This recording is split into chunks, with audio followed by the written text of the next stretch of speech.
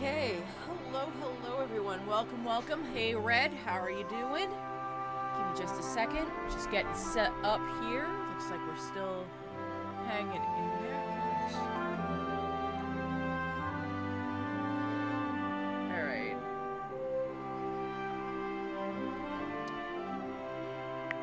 Alright. Well, we got a couple of moments to go before we get started. Try to give everyone until 7 o'clock, and then we'll get started properly. Goodness gracious, I'm so sorry. Doing good, but my upstairs AC is broken. So, mine's not broken, but I have one AC between 2 rooms, and my office, where my computer is in the room that does not have the AC. So I have cold air, theoretically, coming in here, in theory. Don't know exactly how real that is, but that's okay.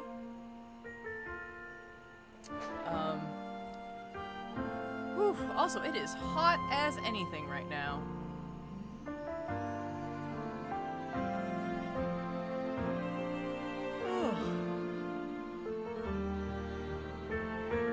Give me just a moment. I will be right back. Just gonna get everything all set up for the stream.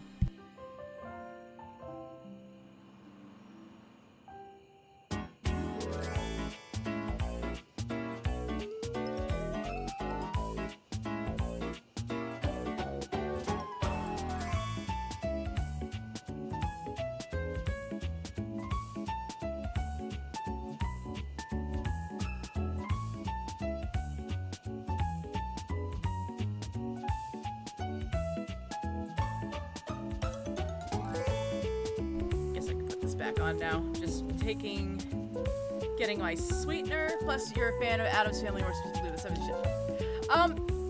I do love the old 60s show. John Astin.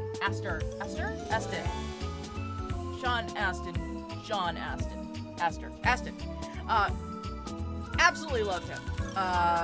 To be fair, I love the whole family, but I would say that the Gomez of that show was really what made it, at least for me. Tish, you spoke French. Not that, okay.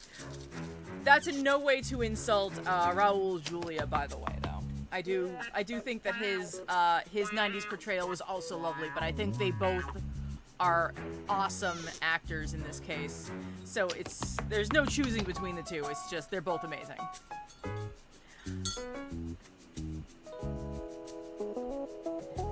Yeah, when I was a kid, I was raised on like the Monkees.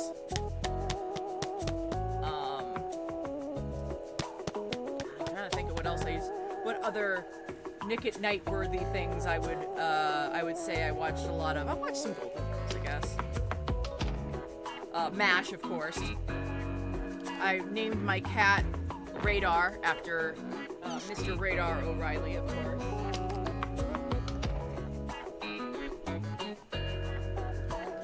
Alright.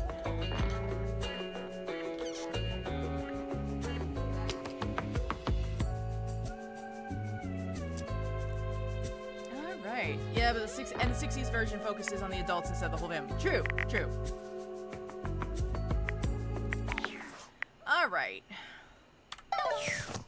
Let's pop back to normal mode and go to bed.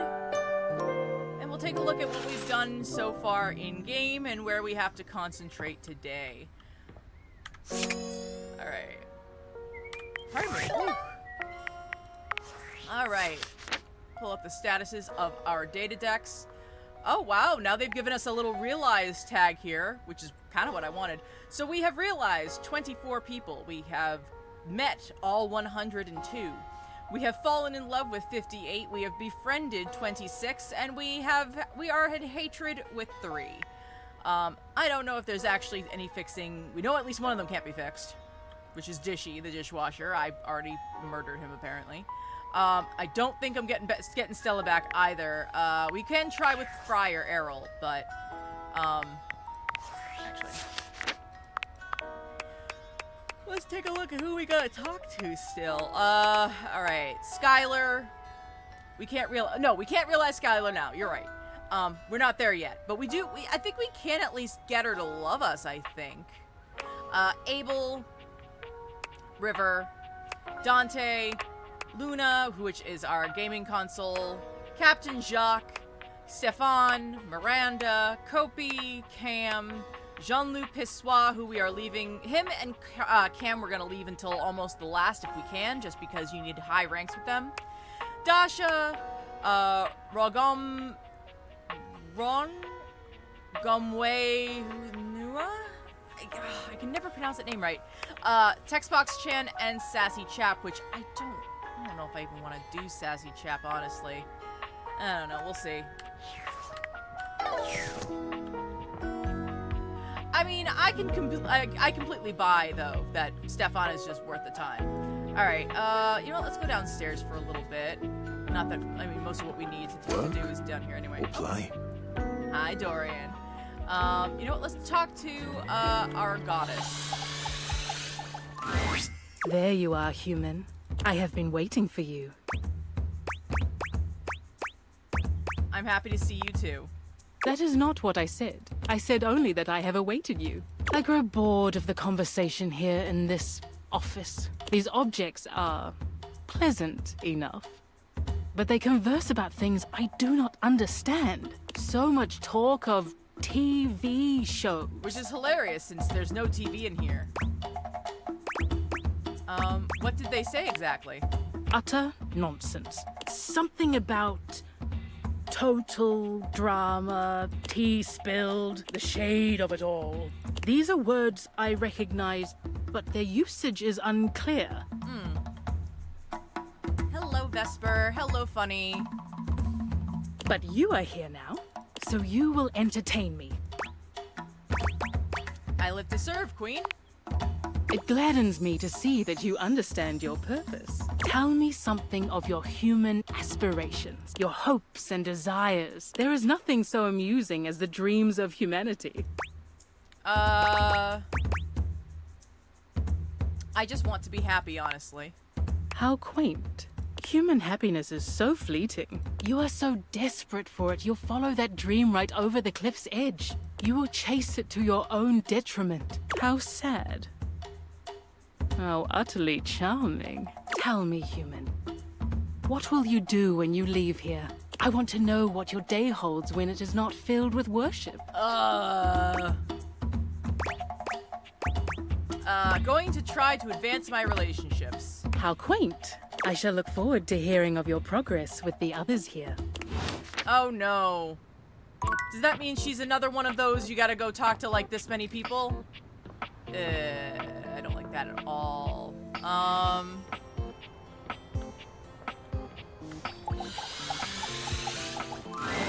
Wow! I've not felt quite this elevated since... My God! Since I can remember! What a jape! What a rip-roaring ramble through daring, danger, death, and great deeds! Have you seen? Have you noticed? What would Cards Against Humanity look like for this cast? I'm not sure. Oh, hey, Marcina. Although I'm not seeing Marcina commenting anything. Shield your eyes if you must. I'm mobile! A mass of cockroaches dressed as pirates and armed with cocktail swords materialize from seemingly nowhere, brandishing their weapons at you.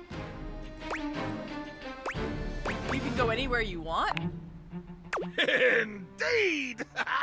My new friends here are really quite amenable and exceedingly well disciplined. All I need to do is issue the command and they muster en masse beneath my bottle and then we're off. Do you know, since we returned from our great expedition, I've been to the kitchen, the bathroom, and the foot of the stairs! I'm more confused, how they managed to get him back onto the mantle. I'm unstoppable! I'm a force! And when we do stop to drink rum and swap wild tales of our exploits, I find I quite enjoy their humor. I believe that as a species, they may have gotten a somewhat undeservedly poor reputation. They're quite funny. Oh, hello, Lavender. I'm currently trying to sign in on Discord on my tablet and it's getting on my left nerve. Yeah.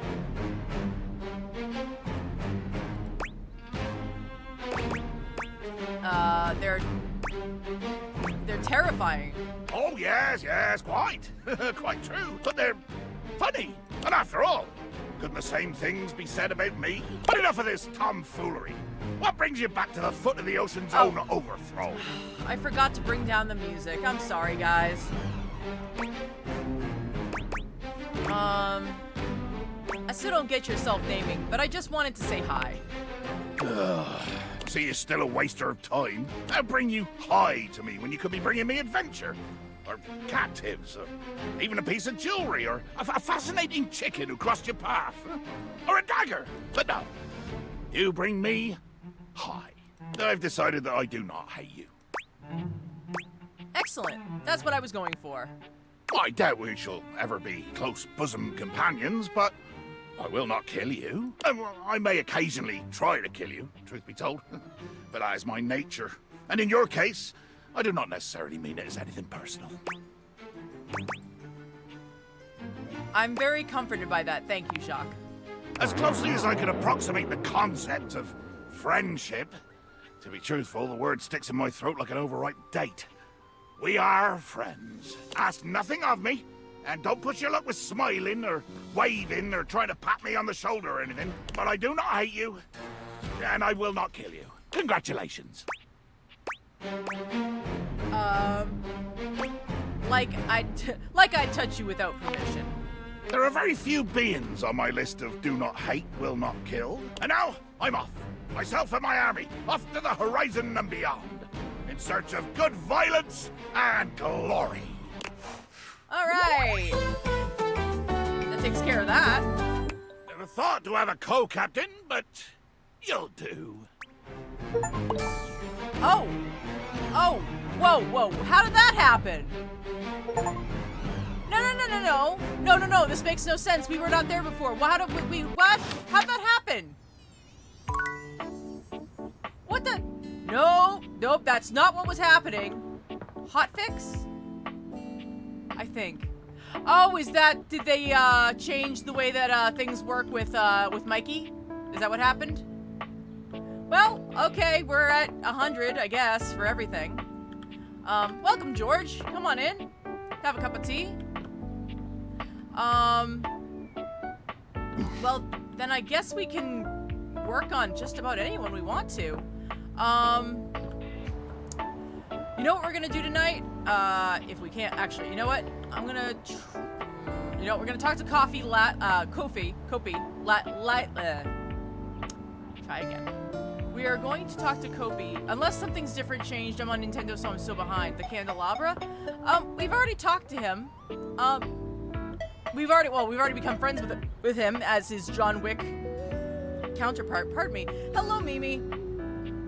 But we can really let anybody go now. The hotfix came out on Nintendo. Okay. Let me just check a couple of things really quick.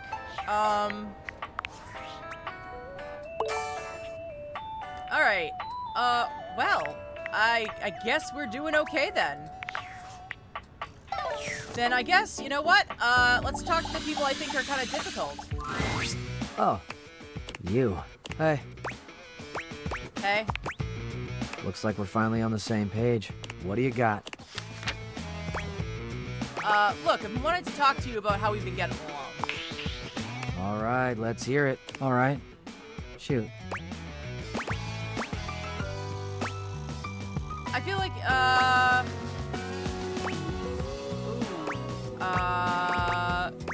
how did you change the wallpaper on your phone? That is part of the DLC.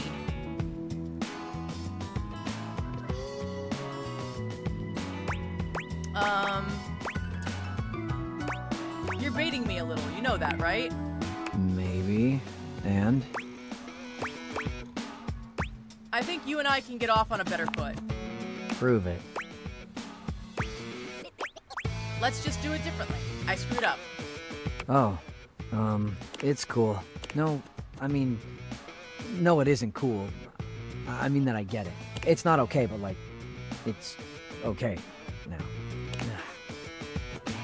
I mean, thanks.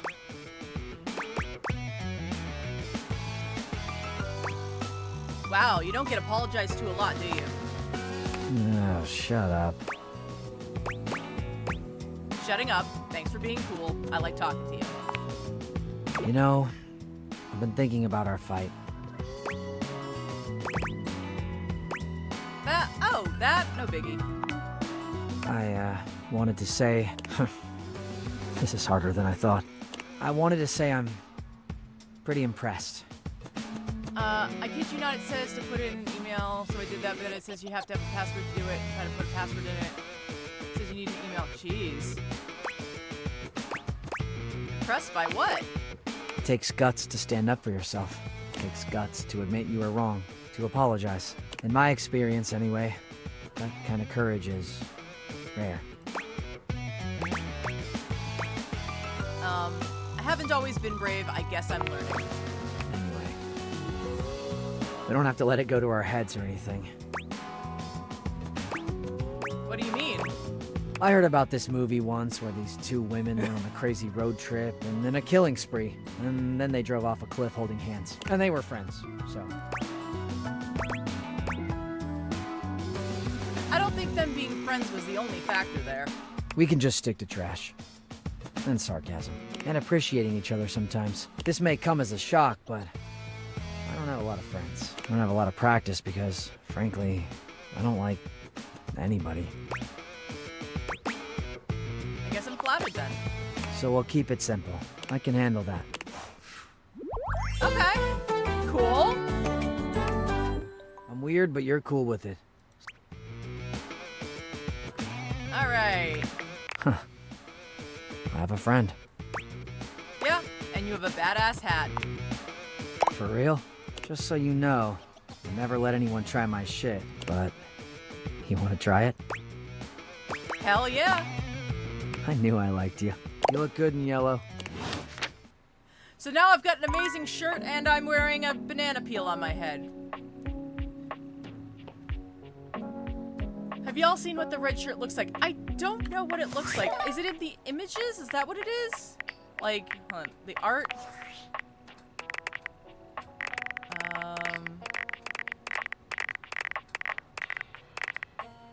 Okay, we'll realize John Wick. I just want to see if there's anything listed under red shirt. No.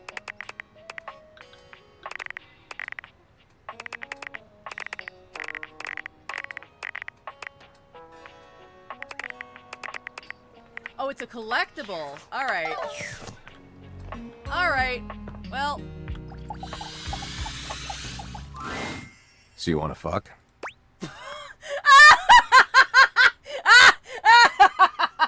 I don't know why. I don't know why. Really? I gotta say, sure? Night. Give it. You do so. It is rather intense. Huh. So that was a choice. Okay, so we'll realize him tomorrow. I kind of thought that was going to be more involved or something. Actually, you know who we want to realize? Because I don't think I need to wait for him to be around for anything else.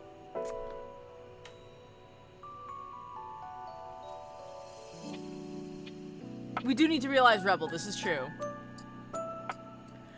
But actually, I want to realize.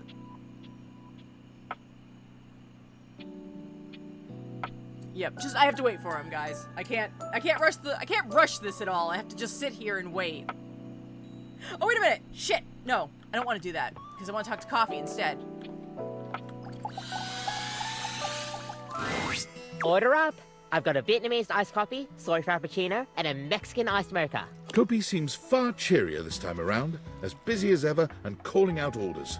She grins when she spots you, greeting you with a peppy wave. Well, hello, hello, hello. If it isn't my favorite customer. No corporate spiel today?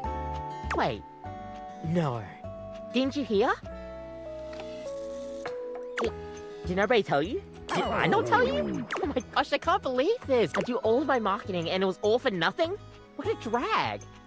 I'm sorry. I will watch my mouth from here on out. What is it, Kopi? Kopi sets her coffee implements down and gestures all around her.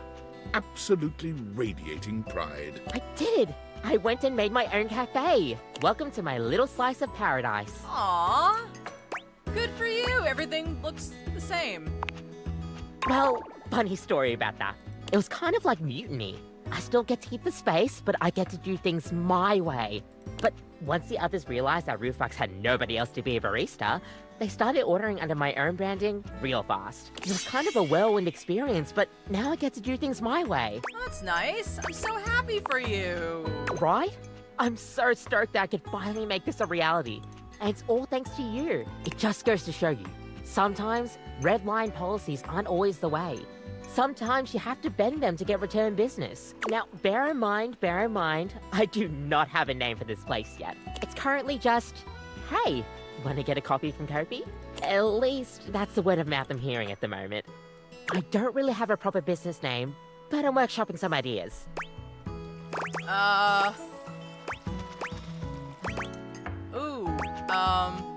Kopi Cabana. I kind of love Kopi Cabana. Next time you come around, hopefully I'll have something ready. I seriously can't thank you enough for all of this. Which reminds me, you've been one of my favorite customers, and, well, I don't get this close to just anybody. I mean, I think Kopi Cabana is a smart idea, but to be fair, I'm also a cheesy person, so I think I love you. Like, more than a friend way. Maybe it's too much to ask, and it's just wishful thinking on my part, but I've been seeing the signs from you. I think I'm ready to take this to the next step. Creamer to my coffee. Do you think we could be more than just barista and customer? The creamer to my coffee. Kopi, did you just call out how white I am? I love you too. Really? Gosh, I'm so glad. Oh, scared me there for a second. I thought they were gonna get really upset with me for some reason. Kopi, with you as her right hand, thrives in the coffee business. Under her leadership, the house's coffee has never been better. Customers are satisfied and have started to take a keen liking to chatting away with Kopi. I mean...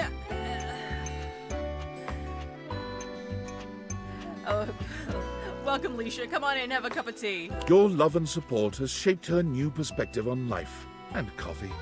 She insisted all of her new drinks be dedicated to you, with your name adorned on the menu. Without the shackles of corporate greed over her, she is the go-to spot for anybody looking to get a nice, warm reception. She's happy to have you right by her side, eagerly awaiting for you to try her next cup of coffee. Yay! That was adorable. You wore me up inside. Now, unfortunately, we are gonna have to borrow, Kopi is adorable. Welcome, Scandalabra's son. So we are gonna have to keep her in-house for a little bit until we can realize Nightmare, because Nightmare, well, getting to Nightmare is a nightmare without coffee. Alright. Oh. Oh, okay. I'm just bumping into everybody right now. So, fingers crossed we get a Nightmare tonight, but probably not, because we didn't actually actively drink the cup, so we'll see. Nope, okay. Alright. Well, I'm trying to think of this... Well, the game will warn me if there are people I need to be aware... Oh! I know who I need to awaken.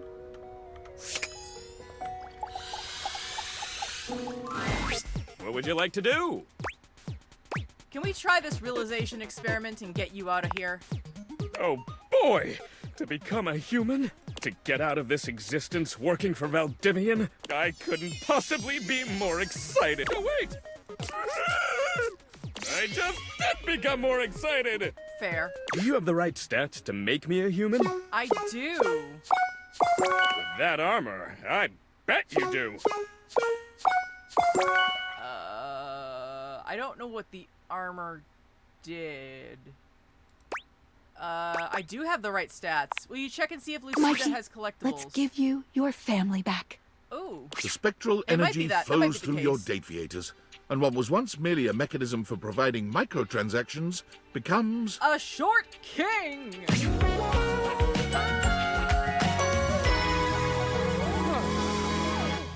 RNG Daddy. Oh my god. You know what? I don't mind the outfit. The hair is a little obnoxious, but honestly, I'm not mad about it. I think it works. I'm not mad. Hello, welcome, Elena. Welcome. Come on in, have a cup of tea. Mikey flexes his substantial muscles, speaking in a booming voice that nearly rattles the walls. I do see You've that, never yes. seen him looking so powerful. The ultimate pull! Freedom! Unshackled by the bonds of fate and drop rates! Thank you so much. One last pull for the road, lover. Mikey steps closer, and without his usual armor and sack to distract you, you can finally see just how much man he is. Only one? I may not be a microtransaction any longer, but it's gonna take more than one pull to bring me home. I don't think he's gonna leave his kids. No mobile game could Although, ever wait a compare minute. to the high of being with Mikey. Every touch feels like a 5-star pull, and with no microtransactions to stand in your way, the two of you simply can't keep your hands off each other. You make love well into the early hours of the morning, each of you feeling as though you've obtained an SSR pull on the first try. Now look, I might be human now, but it doesn't mean you can stop doing your dailies. By which I mean, don't forget to keep in touch, alright?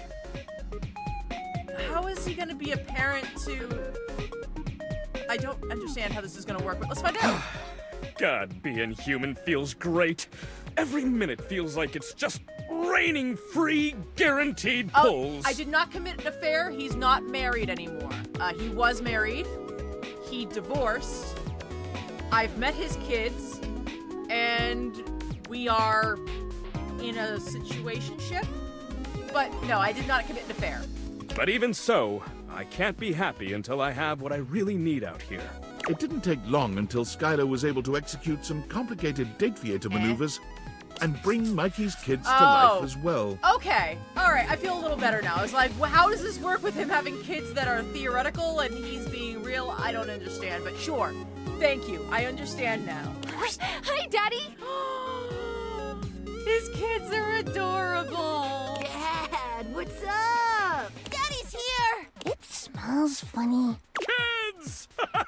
Come here, you three! Mikey gives his children their first real-life hug. Aww. The smiles emanating from the four of them will live in your heart forever, a reminder of just how beautiful life can be. It just required a little twist of the uppermost flange in my quantum catalyst activator. Thank you, Skylar. Thanks for everything. Mikey used his savings from Valdivian to buy a modest home nearby, where he was able to raise his kids full-time. They're old enough to hate you and have grudges. I mean, they don't seem to hold a grudge against me. His ex-wife just loses custody then? I don't know. Being there for you three made the long hours so worth it. And now you can grow up to be anything you like. Now, last one in the pool is common fodder! Wow, 25 realized datables? That's like, gotta be a record, especially since the previous record was 0. Fair. All right, we've hit 25. Okay. Well.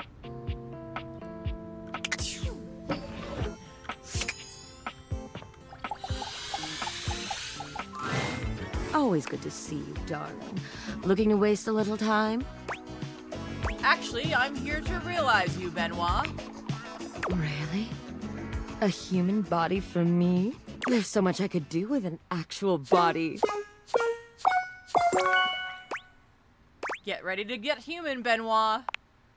Sorry, but Benoit can't be realized just yet. Okay. Benoit has some unfurnished business with Abel. Does that make sense? No, but that's okay. Not really. That's okay. Just keep checking in with the names I mentioned, and your dreams will happen sooner than you can realize. All right, let's go find Abel. Well, he wasn't Let's try the kitchen table again. All's well here in the kitchen. Well, mostly. I am feeling a mite peckish. Might get a bite to eat, but everything's great otherwise. Okay. Kitchen table is done. I don't know why everyone's tied to Abel. I just don't know. Okay, how about keys? Let's try keys. My darling, you've come to take in the sight of your rapturous lover? Or did you want to hear my concerto once more? Are you ready to be realized? Alive? Can't do Kofi next because we need to get coffee from Kofi. I suppose I can give it a try. Have you practiced? I've practiced just enough. Maestro, please. The spectral energy flows through your Dateviators, and what was once merely a piano becomes... So Kopi is not the only way to see Nightmare, but Kopi is the only reliable way to see Nightmare, because otherwise you need to wait for them to randomly be appearing. Okay. Oh, wow. Not that much of a change, but honestly, I'm not mad at it. Keys is beautifully human, but she doesn't seem all that excited. She looks down at her body with a calculating gaze. One second. All right. I stand here, alive. Being human is very... Keys claps her hands, stomps her feet, and sings a few notes. We haven't done Dorian yet, so he's still, he's still, like, not human yet. So we're gonna try to get some coffee from Kopi. Unmusical. Are you disappointed? It is of no importance, because I can dedicate these fingers of mine to their highest function. Oh, good. The keys. Keys sits down at the piano she just moments ago inhabited and begins to play. Yes, yes! Imagine if the second Keys was realized she started playing piano tiles on the piano. Well, she kinda is. How about we make sweet music with your lips as well? Absolutely we may. But only with you on top of the piano. Oh my! Somewhat ungainfully, you climb on top of the baby grand and kiss Keys as she tickles her own ivories. The accompaniment she plays ebbs and swells with the love between you both, creating a divine music that underscores each and every feeling, each and every breath. I love this. It is divine. Absolutely. Sadly, even Keys tires of playing the single piano in your household, and she moves out to do something even grander. Pun. She quickly plays every piano she sees, finding more and more acclaim as a concert pianist without even trying very hard. But being on stage with merely one piano was not enough for her. Does she do her own dueling pianos? I'm going to surround myself with pianos and surround the world with me. Keys buys a grand mansion on a rocky outcrop with 10 rooms, each dedicated to a different type of keyboard instrument. Piano, clavichord, spinet, harpsichord, organ. And quickly sets up a variety of streaming equipment to give seminars, concerts, and music appreciation lectures daily, inspiring a generation of musicians and concert-goers into the deep and wonderful world of symphonic music. I could definitely see her, inspiring people to get into music. She seems like someone who could talk somebody into playing music if they didn't want to. Again, molto vivace. All right. Let's go back to Kopi. See if she'll give us some coffee. Hi, love. How's your work today, beautiful? Sorry, brutiful. I love it when you call me that. Work has been a little slow today, but it's all worth it to see all the smiles from happy customers. Seriously, love, if it wasn't for you, I'd still be under the corporate machine. How can I warm up my special little brew? Let's see. What can I get for you today? There we go. You know what? It's late. Let's have an Irish coffee. Right. Just, remember that the Irish coffee is going to be a little different. Make sure you can take your alcohol. Kopi makes a lovely cup of coffee in her expert way, topping it off with a generous pour of cream. You could smell the alcohol even before she hands it to you. And there we are. Enjoy.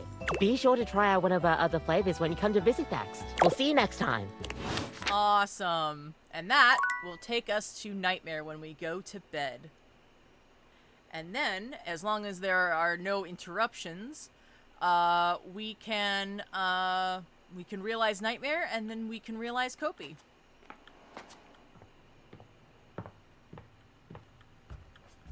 This is what I wanted for Willy, her own boss. Buzzed and buzzing. Oh, yeah. Alright. Go to bed. Oh. One moment, I have a Discord message. I wanted to apologize for my previous outburst. At the end of the day, you were just asking questions, and my reaction was as defensive as it was inappropriate. The truth is, my relationship with David is complicated, and opening up those old wounds is difficult. Especially given what he's done to the company. Our company. So for those of you who are wondering or maybe did not see this last time, the last time we talked to Tinfoil Hat, it sounded like him and the head of Valdivian may have had a more romantic backstory, and when I asked about it, he got upset. Are they a couple? He's saying it's complicated, and that the two of them started a company together, and then it didn't, things have gotten bad. I understand. Do you? Have you ever been in love?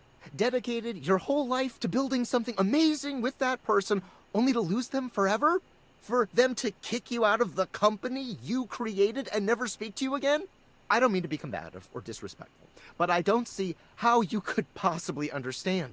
What David and I had, and what I ultimately lost, shred my soul right down to the atoms. And I so intensely distrusted falling in love with another person again that I went and invented goggles to flirt with inanimate objects instead. Do you really think you understand that kind of anguish? Yeah, this is, yeah, that is rough.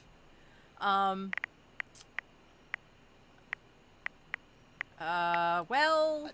listen, I don't mean to cut you off, but I really have to go. It seems I didn't pay my internet bill this month, and they're cutting off my service. Please keep realizing the object so the Date Theaters can be destroyed as quickly as possible. Alright. Well, that takes care of that. David Most, when I catch you... Hello, beloved.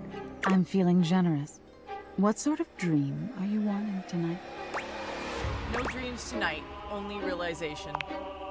Wait, really? Me? She is scary, but I like her. And I don't normally go for horror, so, that's saying a lot. Yes, you. I'm ready to do this. Okay, Skylar, it's gonna be okay. It's gonna be okay. Nightmares can't hurt you. They aren't real. Except they're gonna be real now. I'm just gonna close my eyes while I do this one. The spectral energy flows through your Date Theaters, and what was once merely your dreams becomes...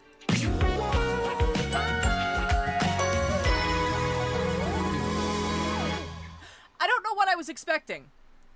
It wasn't that. I don't know why it wasn't that, but it was that. It was not that. I mean.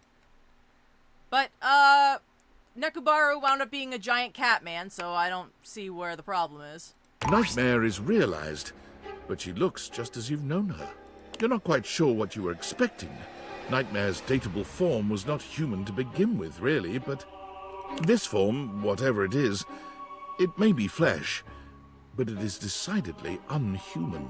Did I just create, like, a horror movie character? Wow.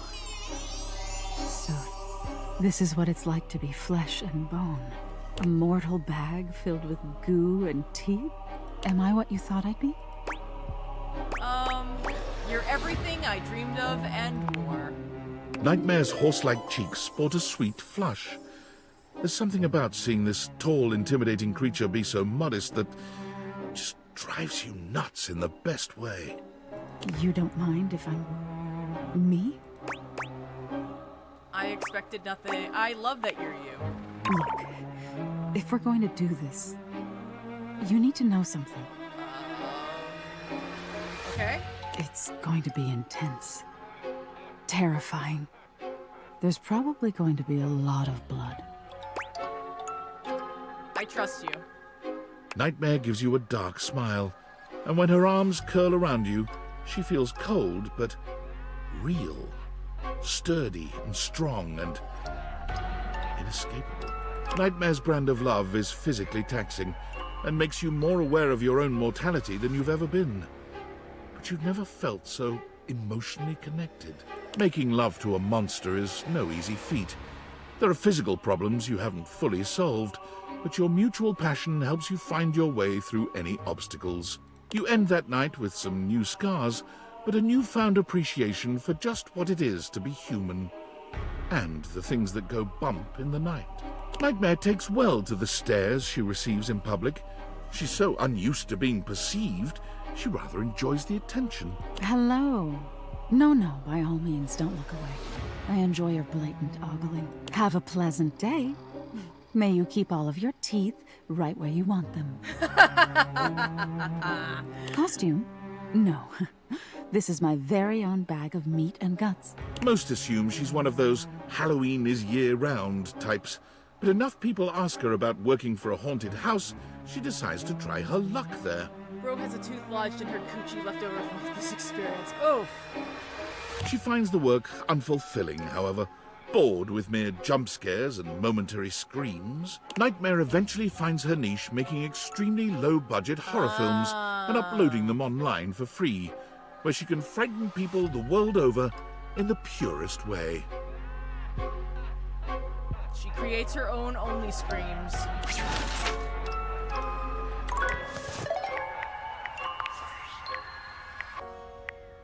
Alright, let's bring down that music a bit. Okay. Okay. Well. Does she still have her powers? I don't know. But... Oh, right, we can't do Benoit until we take care of Abel. Oh. You know what? That's a great question. Let's open the data decks. We have realized 27 characters, including Shelly the Shelf, Jeremy the Chair, Keys the Piano, or Music. Is she I think she's the personification of music.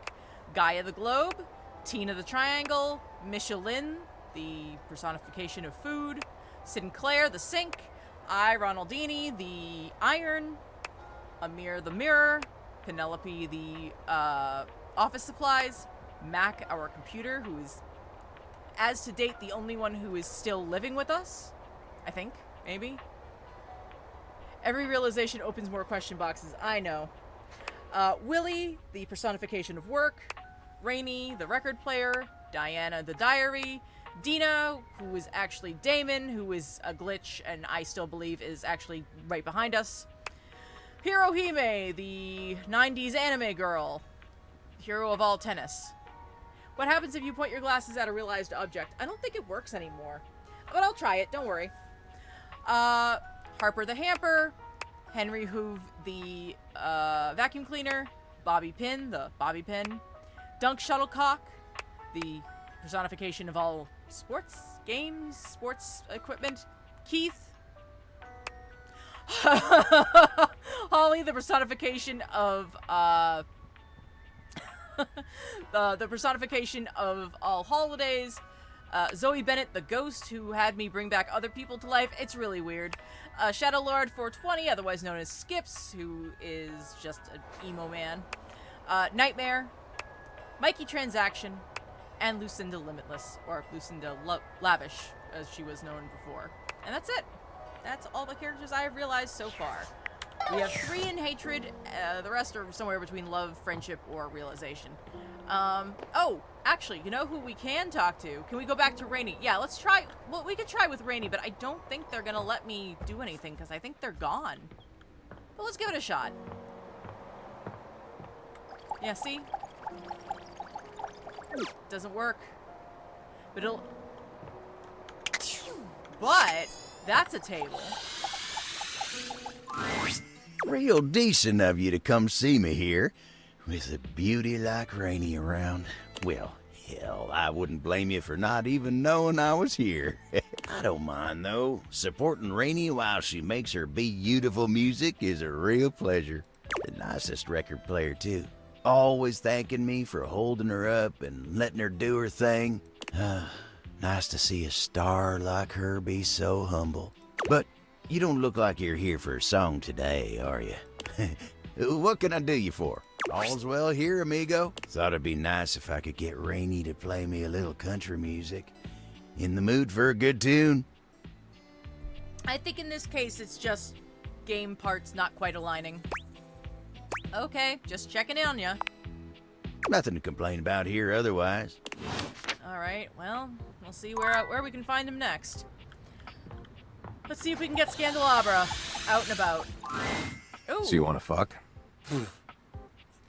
I'm so sorry. I don't know why that makes me giggle. Actually, I'm ready to realize you, John. Huh. No way. Really? You mean I get to be a real person named John? Are you sure it's gonna work?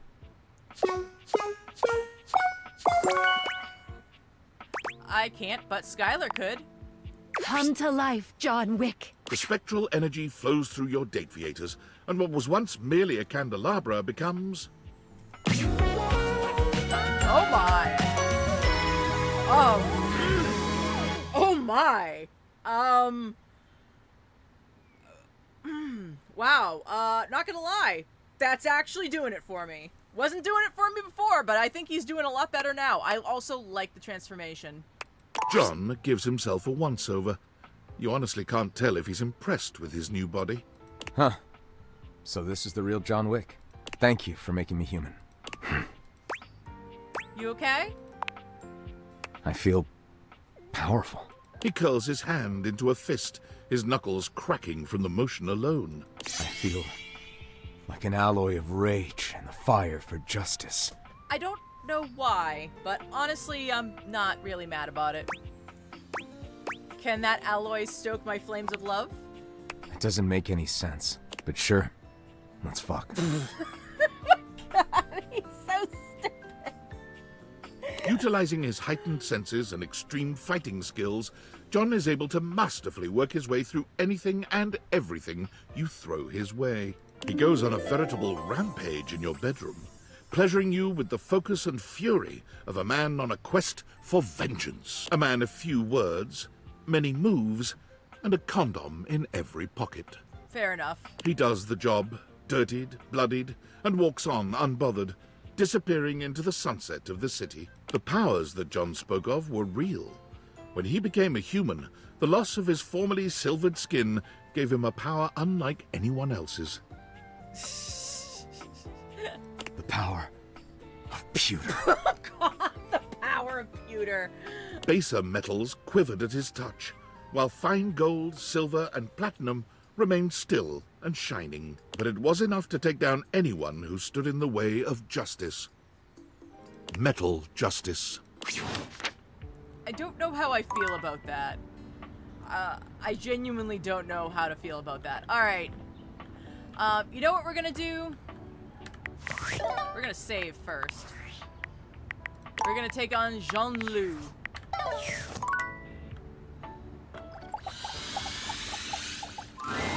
Oh, ha, ha! You return to Lil Crapper. Tell him, are you prepared for his freestyle clash?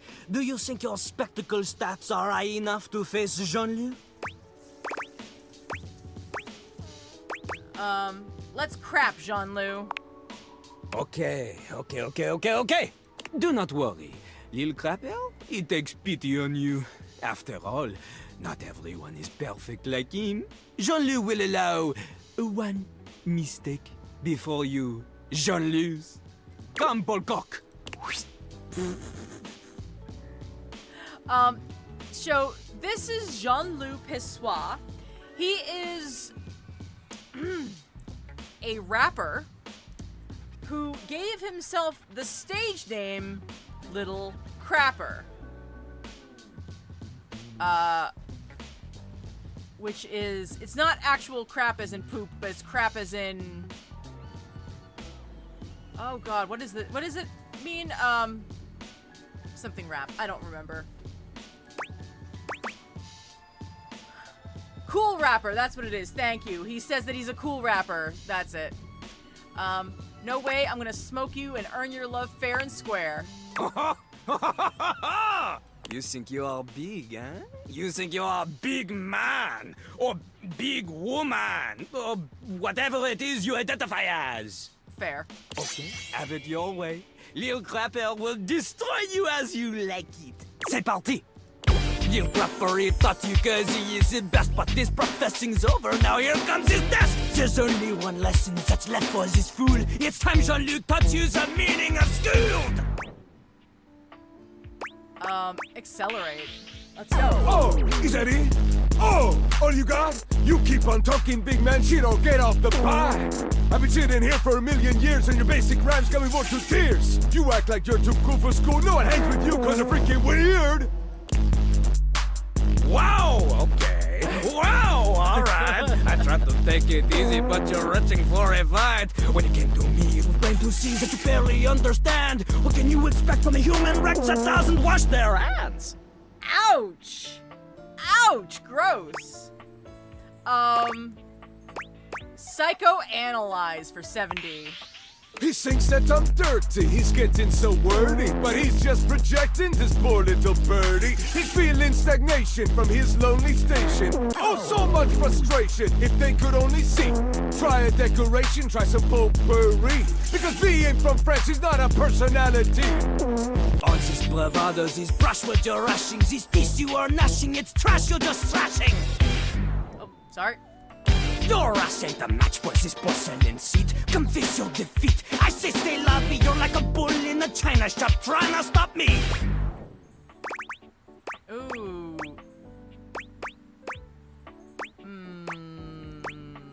Fluster. What a lovely chorus, and you know that my Taurus. The thing about us bulls, we're good at recognizing red. I bet you kinda like it when my ass is on your head, and when I start to spread. Huh? Keep flustering him! Oh, he's such a blush! Oh, he's got the crush! You try to hide the fluster that you got from what you just heard. The fluster's just too obvious, it doesn't cut the mustard. Too much! Too much! Oh, did I say too much? You act like you're invincible, yet shudder at my touch. Oh, sure. Okay, the plumber's gloves are coming off. It is time for Lil Clapper to use his forbidden technique. The first person pronouns! First person pronouns! Fighting like a beta, but you're only an omega fish inside a net. You're only getting what are smaller than a zeta. No chance for your vendettas. The letters and my bars are simply alphabet. A, B, maybe a C, cause you can't beat me and soon you'll see. I hit you with a triple it, then I go and triple it. If your rap slows and bro, I'm gonna cripple it. Home run on every throw, you're always whipping it. I'm rolling in the dough, you're only wishing it. Every album always printing cash. Faster than you wipe a dingle from your ass. Upturn the cistern, got a secret stash. Measure the treasure here that I've amassed.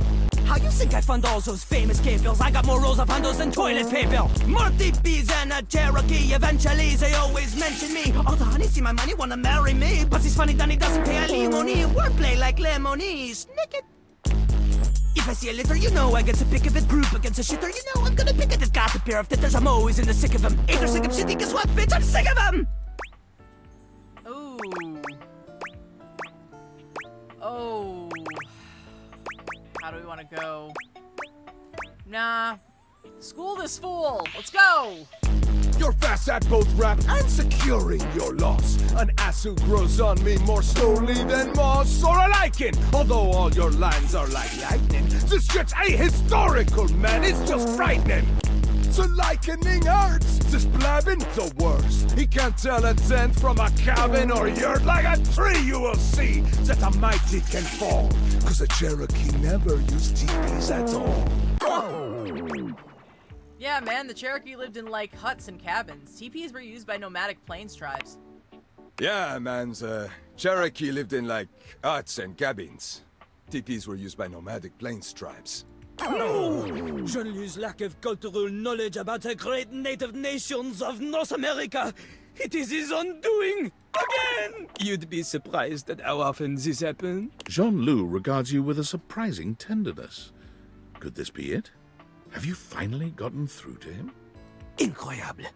After all this time, Jean-Loup, I have finally found the worthy opponent. My lead is off to you, fellow corrupter. I look forward to crossing our rapier wits in the Battle of S-Word Place soon. Note, cool rapper. Oh, I got a golden toilet seat. Have I earned that date, my lover? I believe so. And more than that, you have earned my love. Don't judge too hard about dating a toilet. Honestly, it's just, we've already gotten past weird, so here we go. Eh. Eh. The only hobby Lil Crapper has is rap. Can we rap on the date? Drop a beat.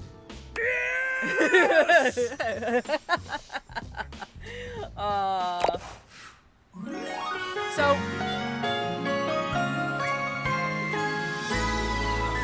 She feels so flushed. I personally think that his costume is one of the best of the game. And I honestly want to see what happens with him when he turns human.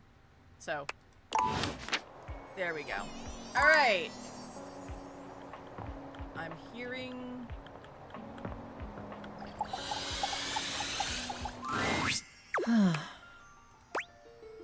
Aaron, I want to bring you to life. To taste breath as you do? Intriguing. It would mean unshackling myself from immortality.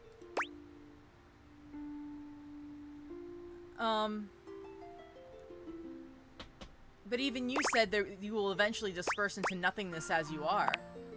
That's correct. I shudder as I think of that fate. Perhaps living as a human will give me a new perspective and new feelings. Do you have the necessary ingredients?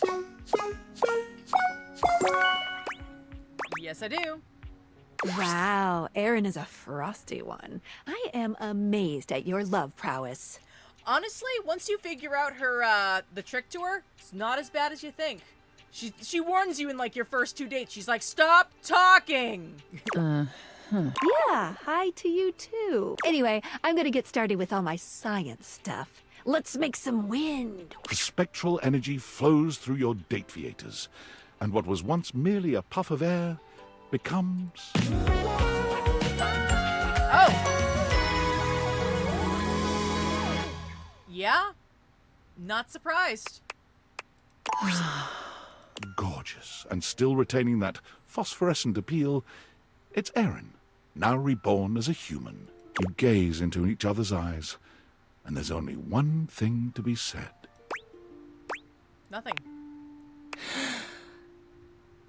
I feel amazing. In fact, one of the reasons Aaron was so cold was because she was at the mercy of the elements at all times. Completely wrapped up in the whims of other elements, she believed she could not act on her own. I can do anything? Aaron lifts her arms, spins around, and does an incredible backflip. And all at once, she speaks. My love, my love, my love, my love. Oh boy, oh boy, oh boy. It feels awfully nice to speak. I get it. I get it now. I can do. Me? Goodness, yes. My stars, yes. I want to see what this body can do. Erin is a spirited one, and she is eager to explore all that her new body can do. Breath play becomes her favorite, and the two of you gasp for air with incredible satisfaction. I don't know how I feel about that being the first thing she tries, being human, but okay, I'm not gonna judge. Just that, nope, not digging that, but okay. Erin speaks to you, to the air, to the couch, to the people she sees on the streets. Hey, hey, hey, hey, huh? Hey, everybody talking is really, really fun, huh? With boundless energy, Erin embarks on the career that gives her the most joy, auctioneering. Right, because she never stops talking now. We've got lot 405. Lot 405 staying alive with 405. Bidding starts at 3. Do I hear a 3-pointer? Do I hear yes? All in the way. Do 4. 4. Do I hear 4? Do I hear 5? 5. Anyone for a 5? 5? No? I don't Sold! know. They don't mention. I'd like to think that I offered her clothing before she left the house, but, yeah, whatever works for her, I guess. She moves to the city, where the best auctions are held, and rents an apartment high in the stratosphere. She's ready to talk your ear off anytime you want to chat. As a lover, her energy is unstoppable. Okay. And she is always ready for action. I appreciate that they're at least like, yeah, she's still available. She's still, like, she's not living with you, but, like, she's here for you. For her, she is truly happy. For the first time in her limitless existence. All right. Oh, and we got a message from somebody. Oh, dear. It's David, isn't it? Yep, it's David. Valdivianites! Skylar Specs here with a very special announcement. Just kidding. It's your CEO, David Most. Sorry for joshing you all with that little fib. I just thought a little levity would be a welcome respite from all the unwelcome tension around here. What with the constant firings and the increasing threats from the federal government, it feels like we've all been a little on edge lately. In fact, I think we could all use a much-needed break.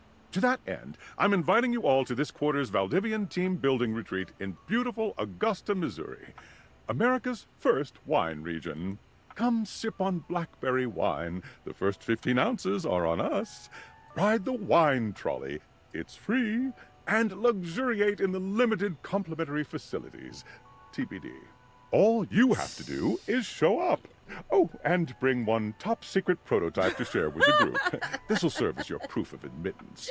It can be something you built yourself, or something you maybe found lying around in a convention hall. It's totally up to you. I'm so excited to relax with you and see all your amazing prototypes.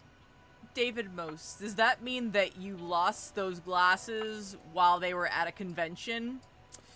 I'm judging so hard right now. Welcome, Gabs. Come on in, have a cup of tea. So yeah, we haven't realized Eddie and Volt yet. They are friends, not lovers. To us, I mean. God, what are we gonna do? You know what? Probably... Don't go? No, I'm not gonna go, obviously. One moment. Let me just... I had...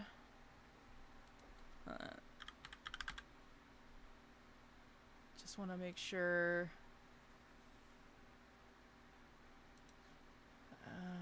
I was having so much trouble with her, I pulled up a walkthrough on her. Yep. Okay. Alright, so... Ah, you wish to continue going on practice dates with myself? Yep, practice dates, Dasha. Here are the potential locations for these dates. A strip club is all that we have left. Well, here we are at Strip Club. I am surprised you have taken me here, but I am open-minded date. Hey, that's the only selection that was left. I would not choose to bring a date to a strip club unless I had a friend working there, and even then it would be like having fun, not that. I am ready to have a sexy fun. What do you do first? Order us a round of wings. Yes, yes, very good.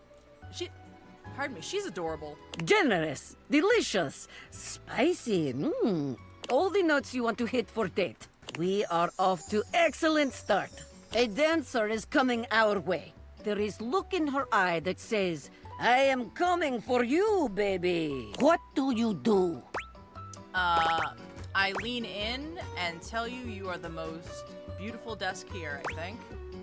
Buy a dance, jump on the stage, nah. Me? Even with all these beautiful people around you? You're gorgeous, Dasha. Beautiful? Gorgeous? Many find my strength intimidating. Yeah, so we figured out what the secret is to getting to Dasha, which is treat her like a lady. By which I mean, yes, it's nice that she's tall and strong, but I don't think she gets treated like a lady very often, and sometimes people like that. These are not words Dasha hears often. Well, it's a damn shame you don't. Thank you. Well, on with date. She's got a gorgeous voice. I agree. I never wanted a Russian girlfriend to fight bear for sport. Hey, if a girl wants to fight bear for sport, that is completely her business. But sometimes, even if you do fight bear for sport, you also want to be, treated nicely and like a lady. Moving on then. The music is pumping, our hearts are racing, we are having good time enjoying the dancers. A woman named Diamond Delight has given us dance that left both of us forever changed. What do you do when it is done? Did you know that you could get Abel and Dasha in a relationship and realize them both at the same time? I did not realize that. I lean in and ask you if you'd like to get out of here. Get out of here? To go somewhere else, perhaps? If by somewhere else you mean home together, then yes. Oh, wow. This is very sexy. Your imaginary date is very happy. Shame it is not real. This date is now over. Give me a moment to cool down, please. Very good. You are becoming quite the charmer. There is always more to learn. We will continue next time. See ya. See you again. Okay, so I feel like I've talked to basically every table there is. Table at the front, table in there, table that holds the record player, table that has the kitchen table, the dining room table, this table. Are there any tables that I'm not remembering? I really want her to say snooze too. Ooh, the TV table. Good call. We'll get that next time.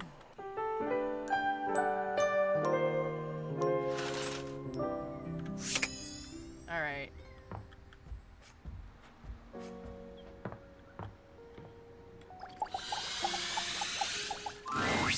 Hey there. You want to watch some TV? No, actually, I came here to see you. Oh, wow. That's a real surprise. You know, being here in the living room, there's all kind of fun stuff to do here that ain't me. Sure, I might hold your drinks for you, but you got so many fine options. Telly's always got all kinds of programs on. But I guess you know all about that. Saw you two talking just the other day. Connie's another great way to spend your time here. Who? Your video game machine. Dang newfangled entertainment contraptions. I can barely keep up with the TV. Anyway, listen to me go on. All I mean to say is, you got all kinds of things to do in a place like this. And here you are jawing with me. I appreciate you. Now then, what can I do you for? All's well here at the console table. Well, mostly. I want to watch Yellowstone, but nobody else does. How am I supposed to relax when I could be watching the greatest TV show ever made? Is it really the greatest? Listen to this. A hard-working pair of jeans has to balance life in the dresser, sharing a border with other pants and USB cables. Have you heard about the new Nicktoons games? I have not. It's a clash of civilizations, old and new. Must-see TV. When you seem less than enthused, Abel's cheeks flush. Anyway, yeah, fine here. Just waiting for my turn on the TV. Okay, well, that takes care of Abel again. How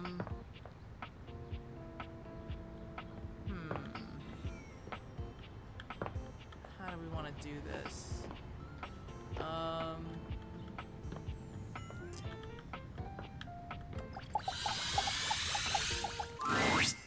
Washi! Our cheeky monkey is back. What a pleasure to see you once more, dear one. Oh, wait a minute. This isn't gonna work because I think I still need them around to talk to, Winifred. I assume you returned for a reason? To see us, obviously. Ha!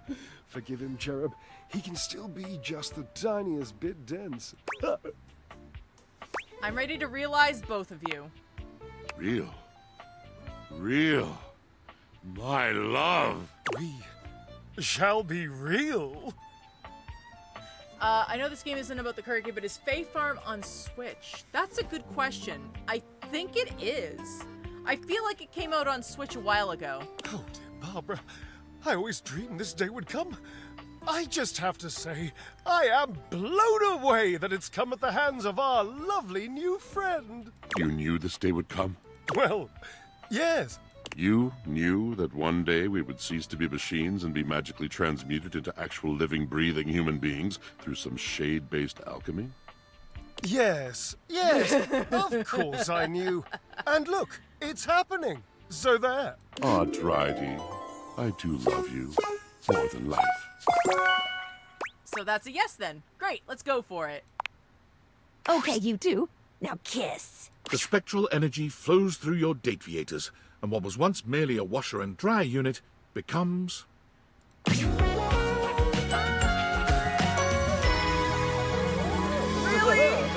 Really? That's it? Come on.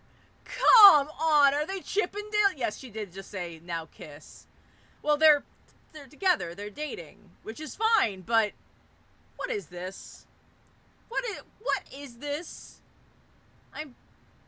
No, nothing changed. Just the things on their chests. Are they Chippendales dancers now? Is this where we are? Are they going to Vegas? Washford and Drysdale look each other up and down, in disbelief and then joy, each examining the other and laughing. Drydy, my God, look at you. Washy, you living god. Look at you. Living? You called me living. Thank you for the follow, Onyx. That I did, darling. Light of my life. And now, we can truly live together. Drysdale lifts Washford into his arms, the two of them sharing a tender embrace. Not gonna lie, kind of thought Washford would be the one carrying the other, but you go, Drysdale. Come here, my loves. Let's see if we can do our own little spin cycle. They break apart just enough to give you a positively devilish look. Oh my. Oh, monkey. Are you suggesting what I think you're suggesting? Dear Drydy, I believe so. It has been such a long time since we experienced anything like this. What a sacred and joyous exploration we're about to embark on. May I say, dear one, we are honored. Honored? Ha! Well, all right, not ha, but to hell with honored. We're turned on, is what we are. Buckle up, Buttercup. Pull seatbelt tightly across lap. Despite an initial bout of trepidation, you find Washford and Drysdale to be consummate lovers.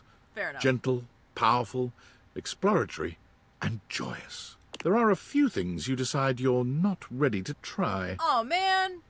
Did I just lock myself out of good stuff? Oh, Cherub, don't worry.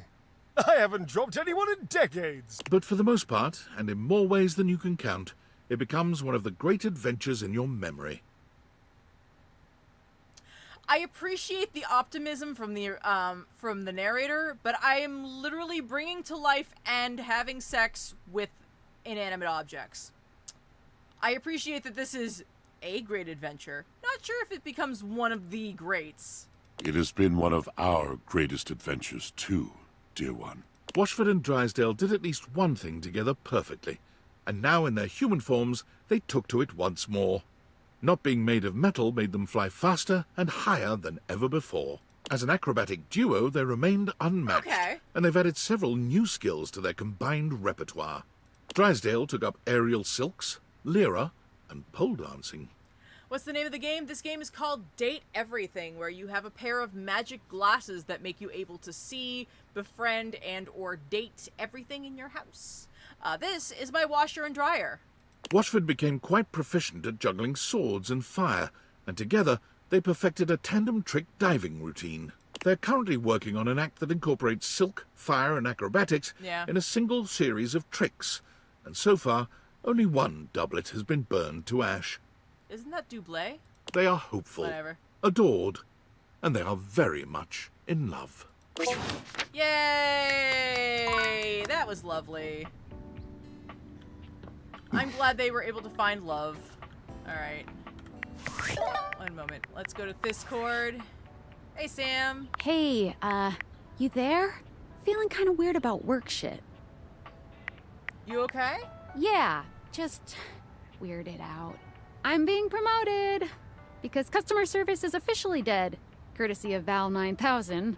So I'm gonna get to move up into management, like company-wide. And to be honest, I don't really know what to feel about this. I'd be hesitant too. So you get it, right? This should have been exciting, but this is not the same company it was when I first started. And David Most has completely lost his shit. He was always a weirdo, like most or perhaps all billionaires are, but he's been fucking unhinged lately. He's fired so many people, and every time he comes around, everyone panics. Everyone is stressed and anxious all day, every day. Do I even want to stay for this? Only you can make that decision. Yeah, I know. Guess I was just hoping you'd have some advice. Fuck, Sam of last year would have said I'm insane for even, thinking of turning this down. But David Most wasn't, publicly losing his marbles last year. Every day brings a new meltdown. I'm scared of him, honestly. You should be. He's unhinged. He really is. I mean, shit. I could be one Most meltdown away from being fired. God, I think I'm just gonna have to have a think about this. I don't know what I want to do, but I know I shouldn't rush this. Thanks for listening. I gotta go. Alright, I don't like that. That sounds bad. Alright, actually, let's check the data decks. Alright, we've done a lot of realization, but let's see if we can get a couple more people in the category of having been dealt with. You know what? You know who we haven't talked to in a day or two? Is our lovely Earth Goddess.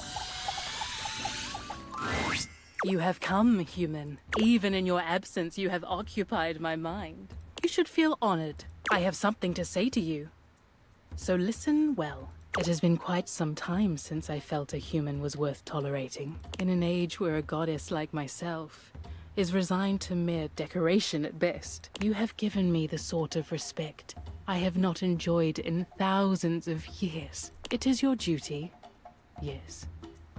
But you are among the few performing it. This pleases me, and when your goddess is pleased, so too may you be pleased. Would you like to experience infinity, human?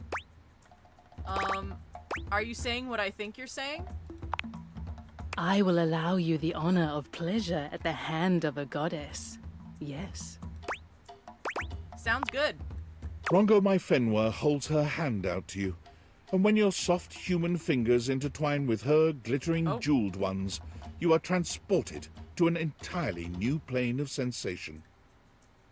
Your eyes roll back in your head as your body comes alive with pleasures too overwhelming for your mortal mind to comprehend. You are one with the planet. Oh, wow. With Rongo my Fenwa. You have glimpsed infinity, and incredibly, your mind has not shattered in the process. You are forever changed. Mostly by +5 points to your smart stat, but in other ways too. I did not know that gave you a boost. Let's experience infinity together. Brain blast! Alright,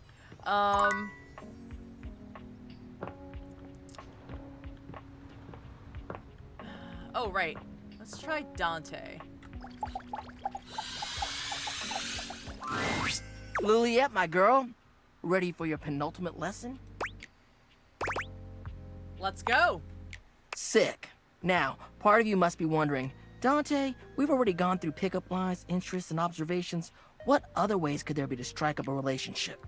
Well, shut your silly mouth, because of course there is. It's remembering that there's a difference between talking to a friend and talking to an acquaintance. What do you mean? Alright, take somebody you meet at a party, for instance. Maybe you work together, but in different departments. Or you have mutual friends, but you never hung out solo. Heck, maybe you even chatted before, have each other's socials and chat now and then, but you've only ever had a few interactions. Does that make you friends? No, of course not. Whew. Alright, good. That's good that you know that. Sometimes others just automatically assume you're friends with somebody just off a few small interactions in real life or on socials. The parasocial paradox is real. Like, wanting to make friends is totally fine, right? But damn, nowadays there's objects that have whole dependencies on others who barely even know them. Kinda makes you think. Anyway, let's move on to the next part of the lesson. So, this begs the question, how do you go from being an acquaintance to friend, or maybe even beyond, to romance? Well, if you follow the way of the flame, it's all about investing in someone to understand them on a deeper level. That is the voice of Zuko. That is Dante Bosco. Sure, you may have broken the ice, but that's just the tip of the iceberg. I'm gonna teach you how to melt that sucker down. I'm ready, Sensei. Alright, another hypothetical situation. Let's say this acquaintance is a mutual friend, he's like in your hobby group or whatever. You happen to have a meeting and you want to be closer friends with them. So you sit near them. A topic comes up that you don't have much knowledge about, but they're extremely passionate about it. What do you do? Actively nod along and ask them questions along the way. On the ball, showing that body language, that active interest. You may not understand everything about what they like, but you want to learn more because you're interested in what they have to say. And by extension, them. You're really getting the hang of this. All right, nice job. That concludes our lesson. This is really fun.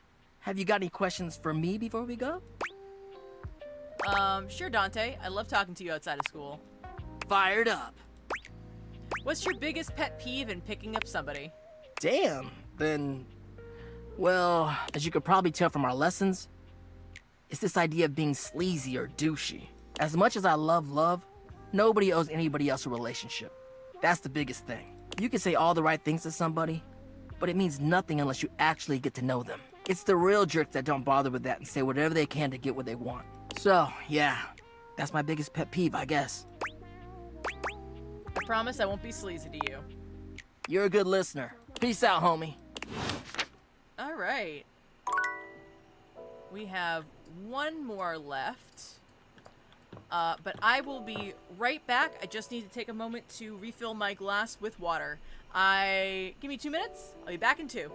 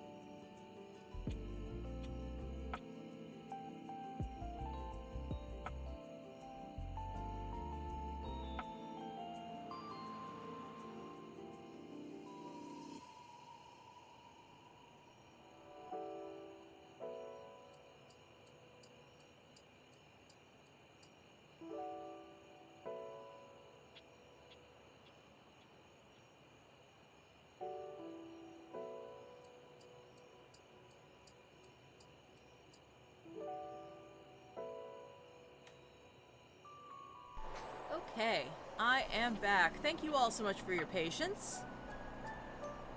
Alright. Who else did we need to... You know what? I know who I'm gonna talk to.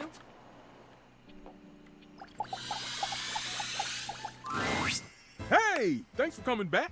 I know I kind of put you on ice the last time you came to talk with me. It's okay. I appreciate how calm you are about all this. I could learn your ways. Well, Mr. Cluckles and I have been talking. This should be good. He said that your level-headedness was something to be admired. And I said I wouldn't call it that, more of a naive curiosity masquerading as a...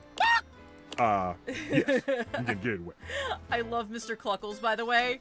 I understand that he is just a chicken-themed timer, and I don't care. I love him so much. I wanted to present something to you. I know I came across a bit heated, so I made you something raw. He presents a covered silver dish to you, removing the cover with a flourish. A nice heaping platter of sushi. Oh dear. So, out of character completely, I'm actually not a huge fan of sushi. For those who enjoy it, I appreciate that you do. I just don't like vinegared rice. But you made a raw meal for me? I don't need to be yelling and carrying on all the time about my conceited opinions. I just need to remember those who I'm making it for. Aw, this is terrible. Raw's blah. No. See, Mr. Cluckles?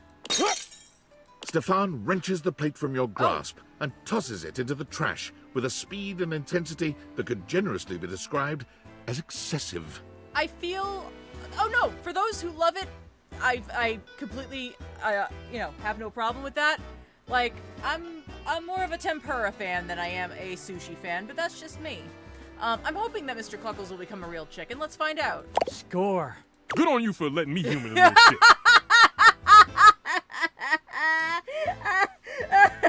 Cam. Oh, I love it. We know why we're here. To eat some nice, warm food. Shall we? I mean, I like Caesar salad, but most of the time I'm not a huge fan of raw. Definitely. Now, what do we make? Ooh. I'm thinking a main course.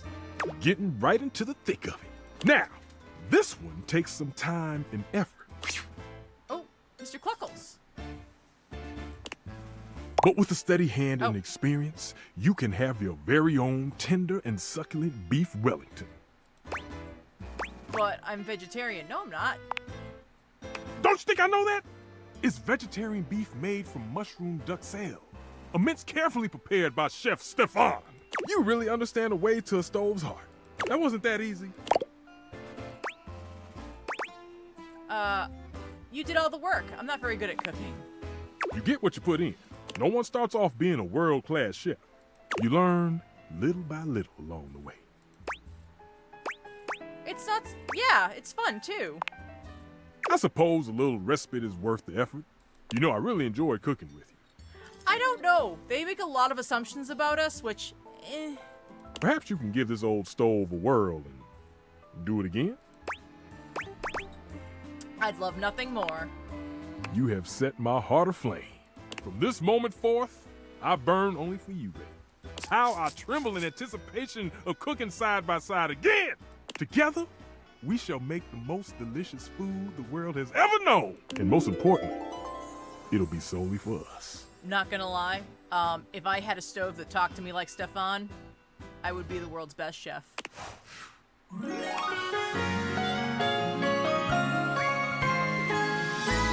My love. Oh, shoot. Sorry, didn't mean to cut him off. I thought he was done. All right, well, fell in love with him. Let's talk to the toast. Oh, no, wait, we're done for the night. Sorry. I'm pretty sure it's caused by a previous interaction's response. Oh. Maybe? Oh, right. Maybe? I don't know. I guess the nuggets were veggie. True, true.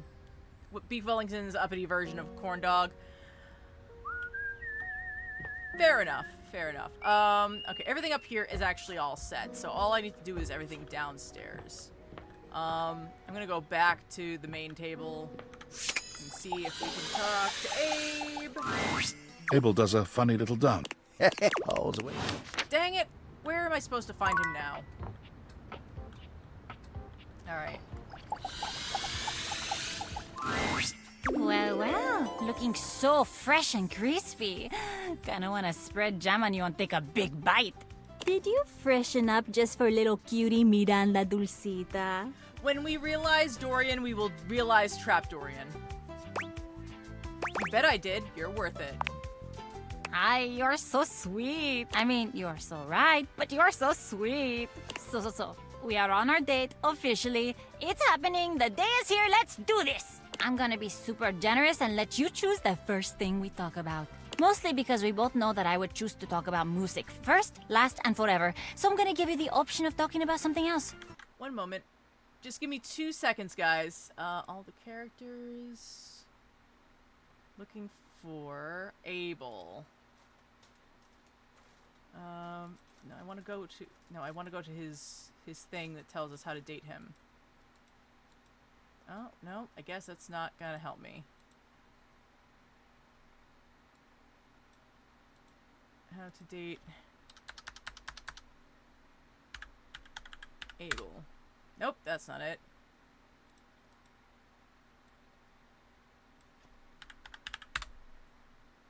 Abel. Date everything Abel. Downstairs hallway table. Okay, met him here twice. You need to find any other characters, please. Speak to him.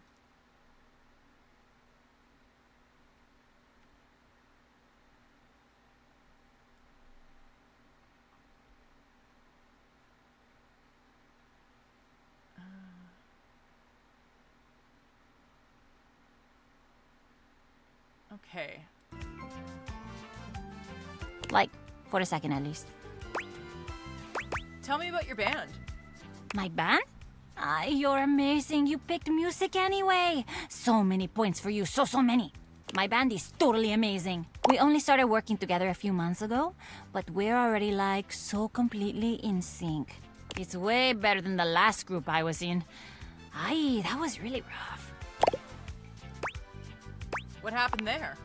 So many things. It's hard to remember what, set it off.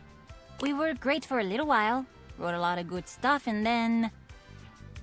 they just wanted me to be things I couldn't be, do things I couldn't do. After a while, it was like I couldn't do anything right. I just felt so self-conscious, you know? I was overthinking, my lyrics sucked. I'm sorry that happened. Me too, trust me. Although honestly, I'm really grateful too. I wouldn't have had to do all this work to feel better about myself without that experience. And I definitely wouldn't have found the band I have now. They love me for exactly who I am. And I love them right back. It's so cute. It's like a little gross, it's so cute. But it's great, you know?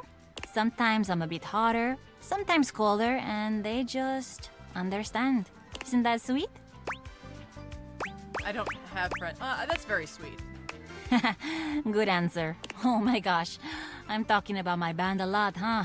You did ask though. But let's talk about you now. Tell me a little more about yourself. What do you do for fun?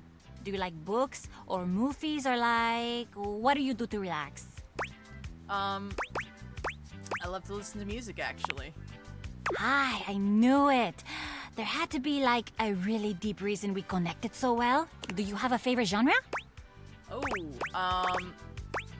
I'm gonna say soft indie. See? That's probably my favorite too. I really enjoy the soft contemporary sound. I actually want to pitch these softer ballads you and I have been writing to the band. I'm a little nervous. I really like them, and I really care about what my band thinks, so... That's how you spell what she just did? Okay. Won't know until you try. Yeah? Yeah, you're probably right. I'm just all nervous now. Ask me another question, but about something else. Okay. If you could travel anywhere in the world, where would you go? What a good question. I've always wanted to go to Brazil. The food, the carnival, the locals who are so cool and interesting. It would be so fun. And I love going to the beach. Do you travel a lot? I never leave my house. Oh, that's so sad. Unless you really love being in your house, in which case, good for you, that's awesome. Even if you love your house though, I would say go out and have some adventure. Take charge in life. Live it to the fullest. I think there's, like, from the stories that we're getting from the characters that are being realized, we do eventually leave and go and do things. So I think we eventually get out of here.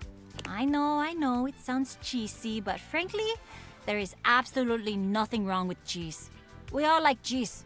We all need a little cheese in life sometimes. I tell the migas all the time, be not afraid of the queso.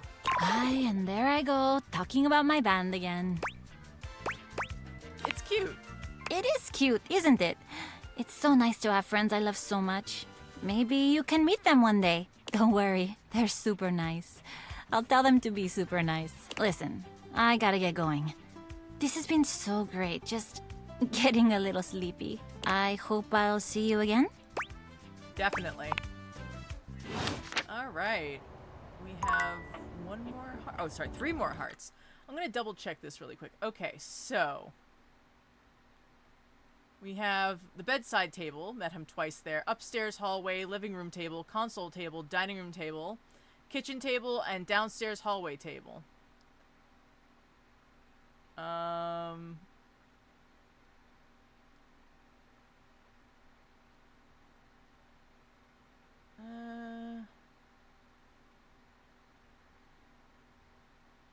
wonder if I missed one. Alright, well, oh, right, we already talked to him today. You know what? Hey, welcome back. I'm ready to realize you, Beverly. I could serve drinks to real people? Not that there's anything wrong with my customers here, but there's a lot more people out there than things in here. Try the console again or the living room? Alright. Are you sure you can do it? Yes, I have what it takes. Sorry, but Beverly can't be realized just yet. Beverly is the talk of the town, house. She started with quite a list, but let's see who's left for you to talk to. Abel, that's it for now. Come back when you're caught up with them, and Beverly will be realized. Does that make sense? Not really. That's okay, just keep... Yeah. Alright. Alright. How do we want to do this? What do I want to do? Oh no, wait, we can't talk to him again today anyway.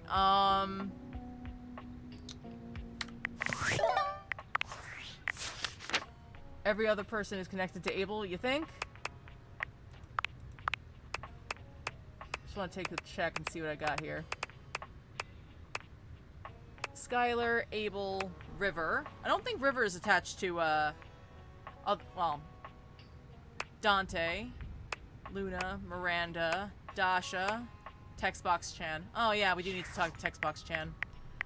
Oh,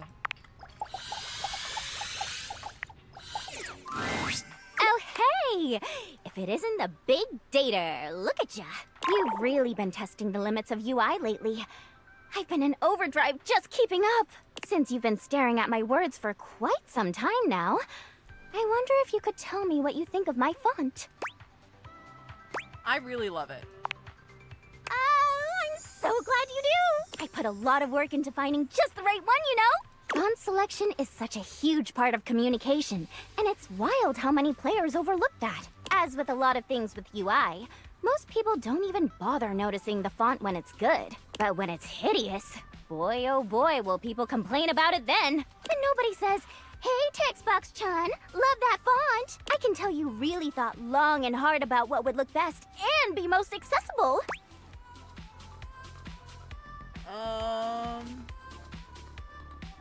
They actually commissioned the Date Everything font. That makes sense. How do you figure out how it works best? There's a few different things to consider, really. Okay.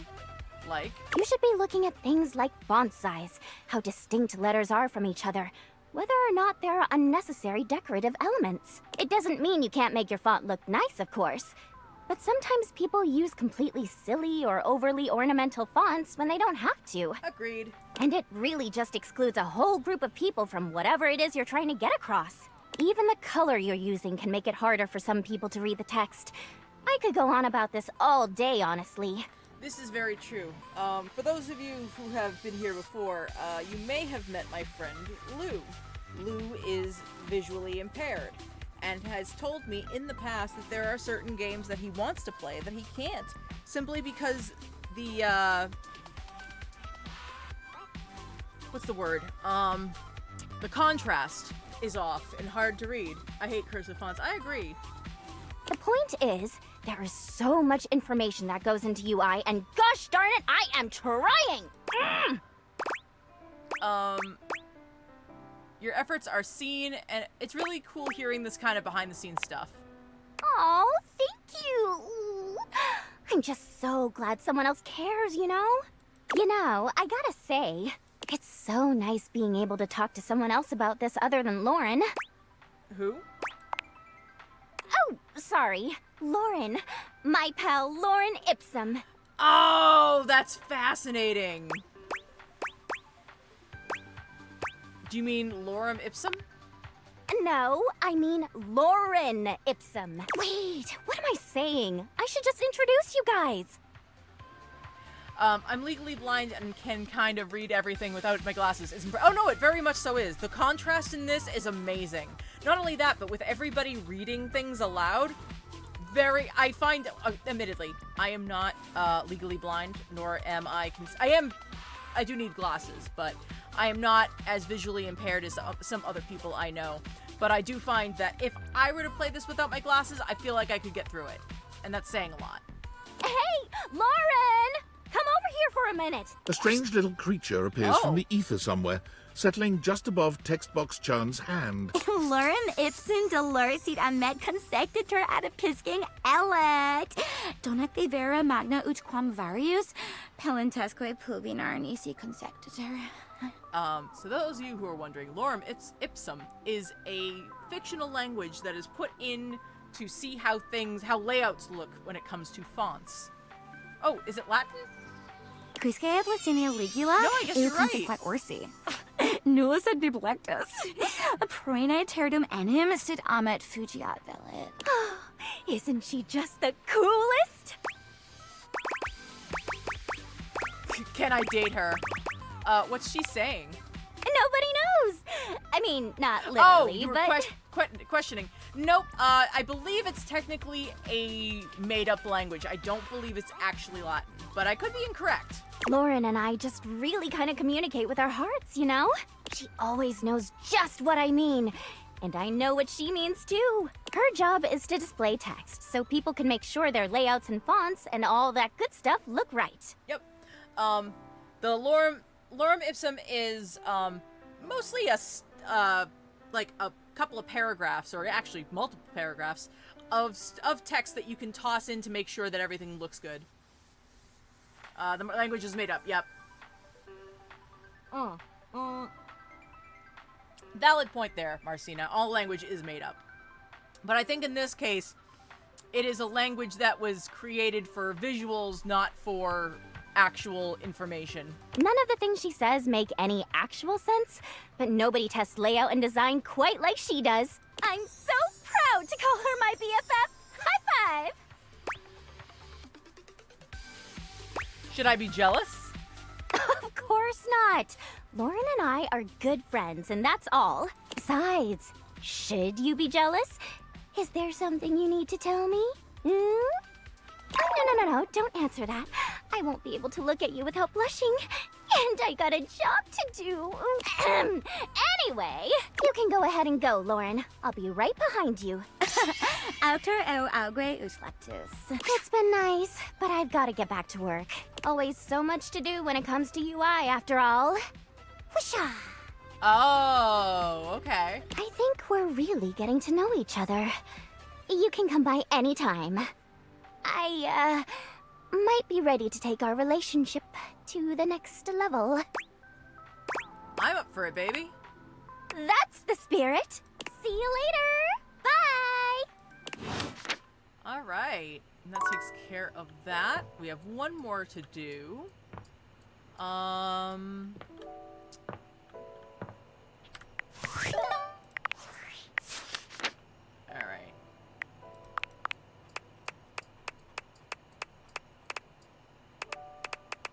Okay.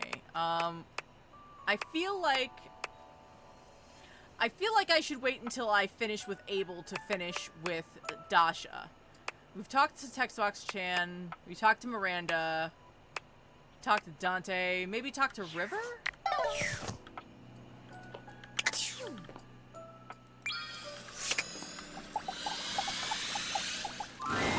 The room feels oddly humid when you walk in, almost as if you just finished running the shower. The reason soon becomes clear, however. You see River speaking with someone on fire. Or made of fire, anyway. Steam rises from River's skin, filling the room with warm air. You really gotta learn to relax, homie. I can relax just fine. Just please tell me how to be more likable. Well, I don't know if I can do that. I heard you telling Scandelabra how to up his game yesterday. Yeah, and dude did not like that one bit. I never seen him so huffy. Lava Boy and Water Girl? I love it. He was all like, "Meld, you impugned my skills at La Sex?" I was like, "No, bro, I'm just trying to tell you there's a better way." He didn't even let me get into my theory or anything. But yeah, like, I can tell you how to talk to others more effectively. But I don't think I can give you some magic key to being likable. River seems deeply disappointed by this response. Can you tell me one thing, then? Which version of me do you think is the best? Well, not the best. All of you is great. But if I had to choose... I mean, who doesn't like a little steam? It's steamy, you know? Totally sexy. If you lead with steam, you really can't go wrong romantically. I see. Dante gives you a friendly wave as he leaves. When he's gone, the room feels colder. Hey, you weren't listening to that, were you? I don't know if you're still trying to get low with Eddie and Volt, but you can only get friendship with Candy. Yeah, I don't think we're going any further than friendship, but that's okay. I might have been. God, just forget whatever you heard, all right? Please? River runs a hand through her flowing hair, as if it might restore her dignity. Her expression changes to something a bit cheerier and hollower. Now, what can I do for you, honey? You must have come here for a reason. This conversation is too familiar. She's clearly going through a routine. Just wanted to get to know you better. I'm not used to hearing that. I'm usually the means to an end. You want to wash your hands? A quick in and out. You want to cook? Fill a pot with water and assemble your ingredients, the real star of the show. Even when you want a bath. I mean, Bathsheba is the main attraction there. I help make the bath happen, but it's about the vibes, the comfort, the soak. And I mean, that's fine. Don't get me wrong. It's better that way. But just don't be surprised if I'm... surprised. For all the times I've been vulnerable around you, I thought you'd be more comfortable by now.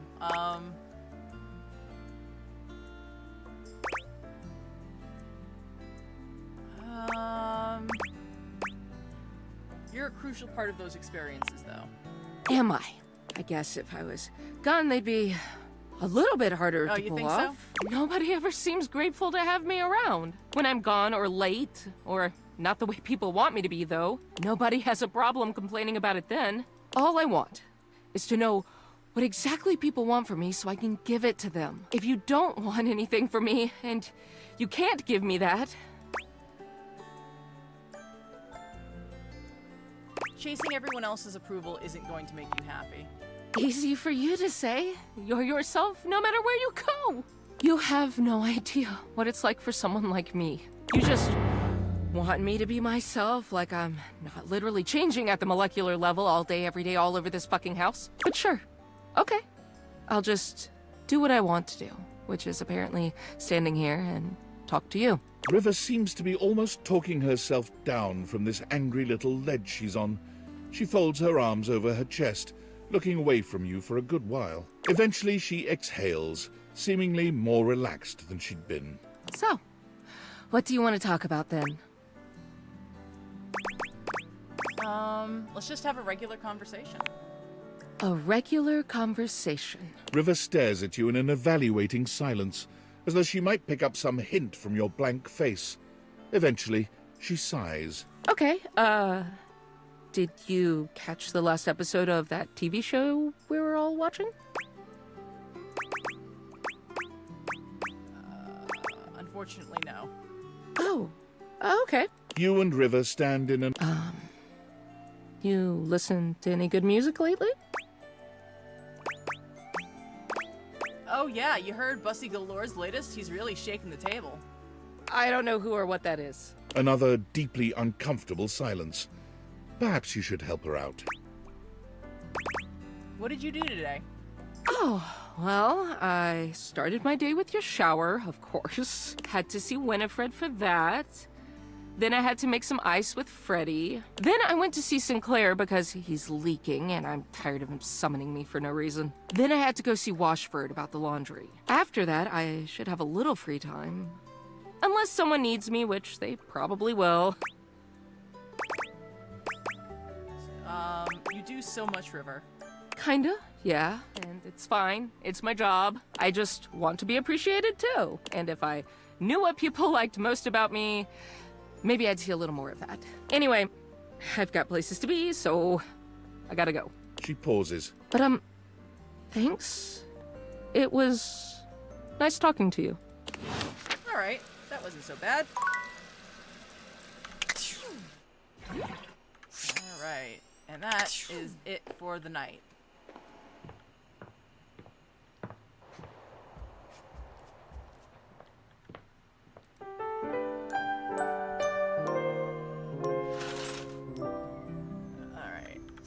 I'm gonna try the upstairs table again. All's well up here in the landing. Always a pleasure to see you coming up to get some rest. Not that I'm watching you sleep or nothing. I'm just a fan of rest. Dang it. Alright.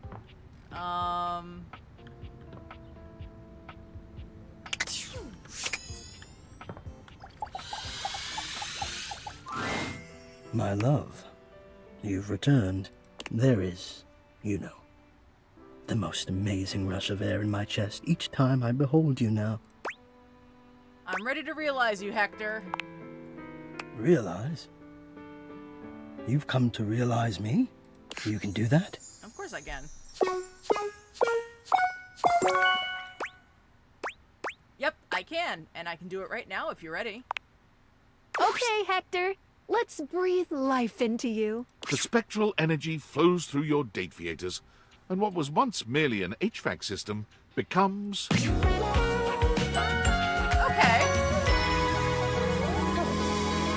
You know what? The plumbing shirt's a little much for me, but honestly, not mad at it. Oh. Oh my. Look at me. Do you have any idea how remarkable... I have curves! And my oh my, what fetching curves they are. My muscles, they're so warm. I had no idea that flesh could feel so different from metal.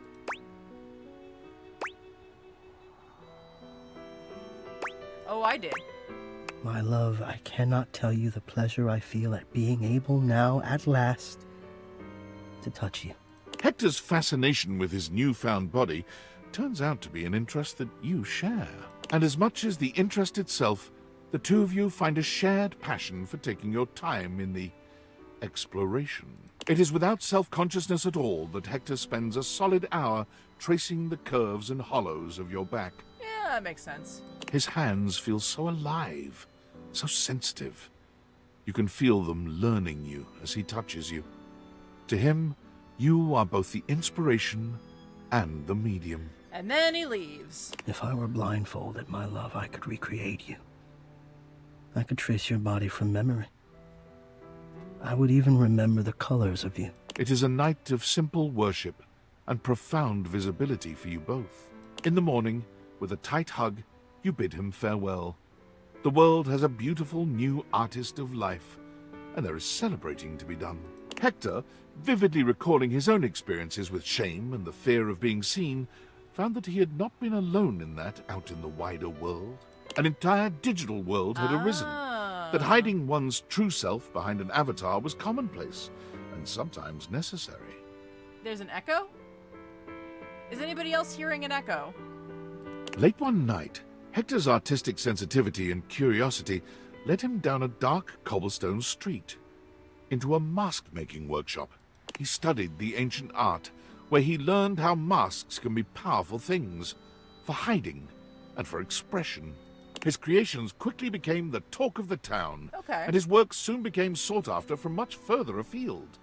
His sensitivity as an artist set his work in a category of its own. His creations were not simply functional, they were loving, and they brought the fun of the masquerade back into vogue. Oh, well, good on him. Hide and be seen.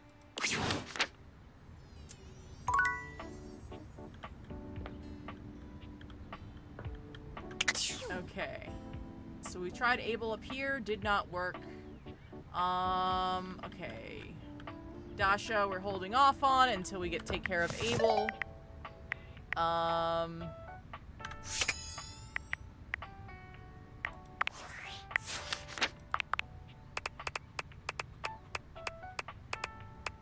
Alright. Let's go back down to the kitchen, folks. Actually.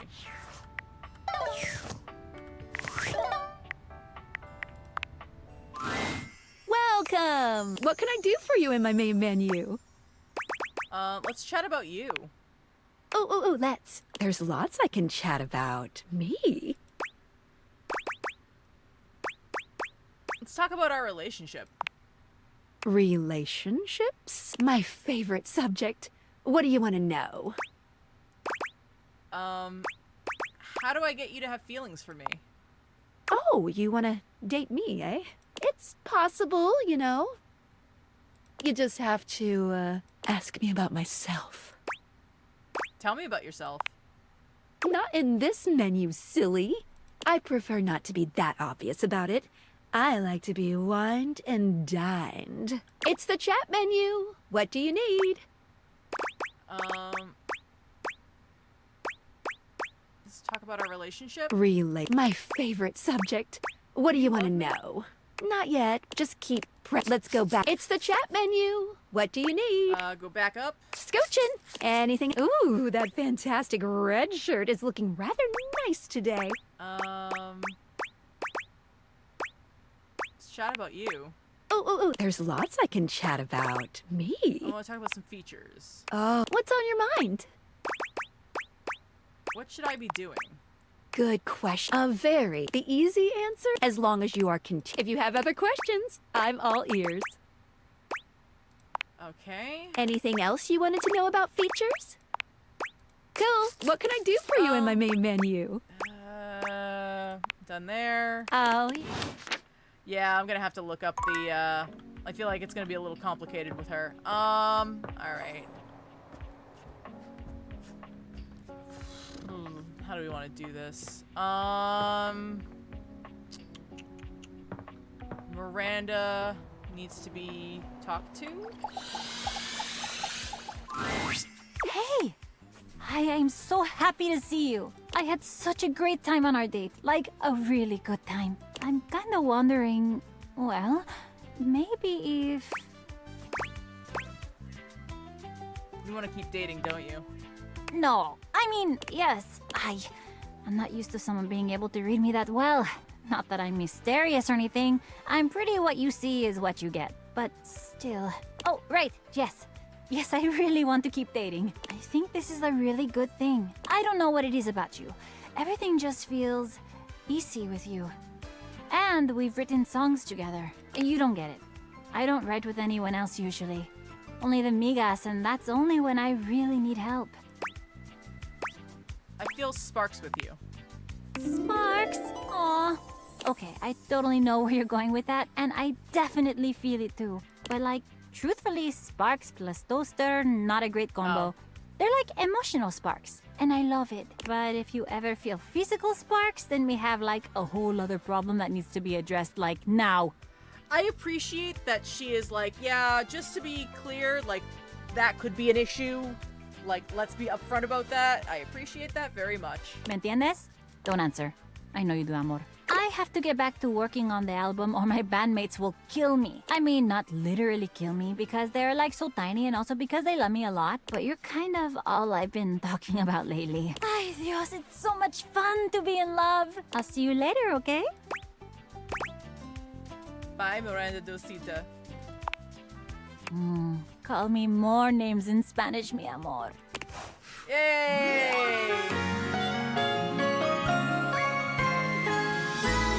Corazón es tuyo. Alright. We have 1 heart left. So for Skylar, you have to ask her about herself, how she functions, etc. And no matter what she says, act positive. React positively. Got it. Hello, friend. You want to play with Timmy? I'm here to realize you. Realization? For Timmy? Yes, for you. I'm ready. Get out of my house. Come on, Timmy. Time for walkies. Okay, that was the best. That was the best. The spectral energy flows through your date theaters, and what was once merely a Catboy clock becomes...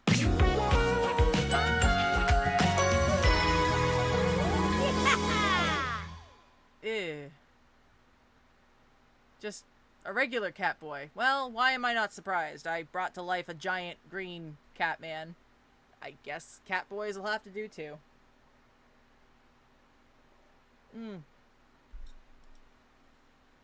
Timmy's reaction is surprisingly subdued. He only yawns and stretches. Yeah, this is worse. Timmy is human now, but he still feels like himself. No more clocks inside. No more tick, tick, tick. Timmy's cuter than ever now that he's a real boy. Yeah, now get out of my house. You look adorable, buddy. Oh, Timmy knows it. Yeah. Yeah, still really glad I didn't decide to date him. No. Thanks for believing in Timmy, even when mean old Timothy wouldn't. It's time for Timmy to take his cuteness out there and conquer the world. Yep, you go do that, buddy. He'll save you a spot in his empire of cute as a thanks for your service. Sure, go conquer the world. Genuinely don't care. Get out of my house. You hear nothing from Timmy for weeks. You are beginning to worry, but it becomes clear that human though he may be, Timmy simply comes and goes on his own schedule, like a true Catboy. How do I put this? You know what? Nah, I'm not gonna say it. I'm just gonna leave it alone. I am full support of Timothy's hatred. Yeah. Work doesn't suit Timmy. He doesn't even bother trying to find a job, because he's had enough of being told what to do for the rest of his life. Yeah, he's just gonna find a lover that takes care of him and finds him adorable, and that's all. Praise, however, suits Timmy just fine. He receives it easily for his laid-back philosophy and his cuteness, and soon a cult of sorts pops up around him. Timmy shrewdly milks this for all it's worth, landing an apartment, furniture, and a steady supply of tuna. When he creates his first social media profile, it goes viral, and many new followers mistake him for a cosplayer. Honestly, not gonna lie, that makes so much sense. Like, I was sitting here thinking, like, he's gonna get a sugar daddy and then just live in their house. Nah, he is totally gonna make it big in social media as an influencer, and he is totally gonna milk it for all it's worth, and I absolutely believe that. Are Timmy's ears real? What a rude question. Yeah, what do you mean, how did Timmy make this tale? This is Timmy's tale. Cosplay tutorial. Timmy doesn't know what that is, and doesn't want to know. A few months later, you see Timmy's face on a famous brand of tuna, ousting their former fish mascot. You have to marvel at just how far this Catboy has gotten, on literally nothing but charisma. There's certainly fan sites he'll make bank on. Oh, absolutely. Absolutely. Although, okay, is it just me, or does he also seem like he'd become, like, a target for a lot of people online? Yeah, I believe that. I cannot stand his baby voice. I agree. Not a big fan of it. Alright.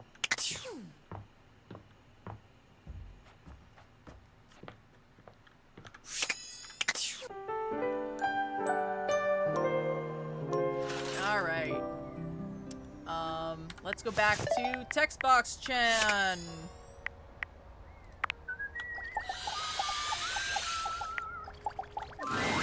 Hi! I'm so excited to see you! Alright, question time. Let's call it a performance review. Hit me. Tell me, what do you really think of me?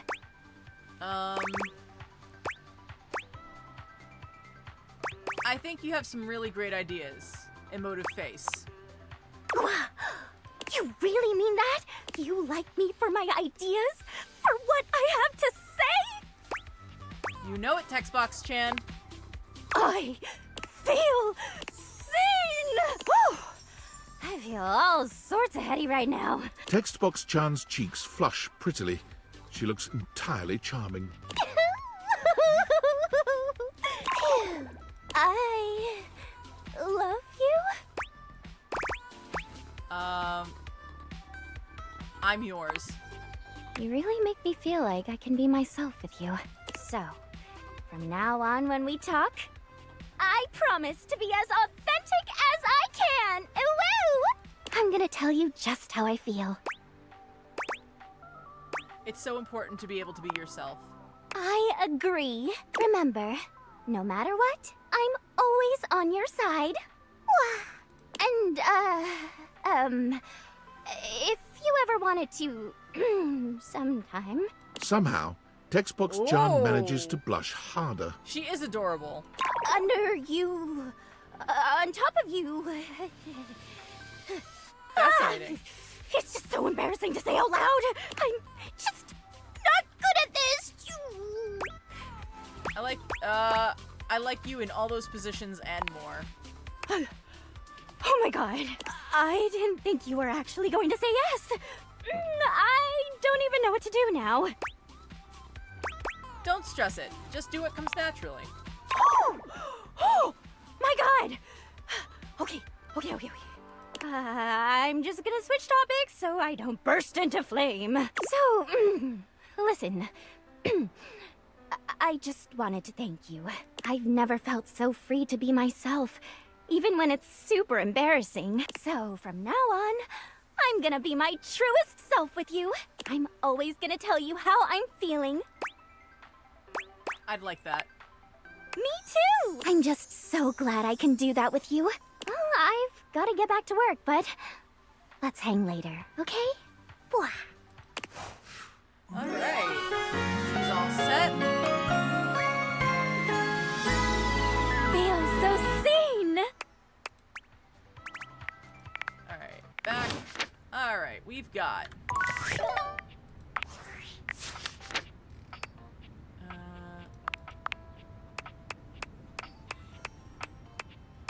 Okay, so we have Skylar. I just stubbed my toe on a nail gun. Oh god, I'm sorry. Abel, we still need to figure out where to find him. River, I don't know where I'm gonna find her. Dante, I know where he is. Luna, I gotta go back to talking to her. Dasha, I wanna wait until after Abel. And the sassy chap, which I'm genuinely not, I don't care. Alright.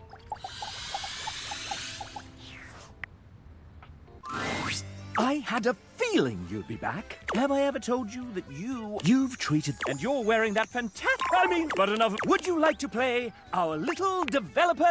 Well, so... Oh, I gotta go through the whole thing, or he won't date me? Okay. Oh, dear. Okay.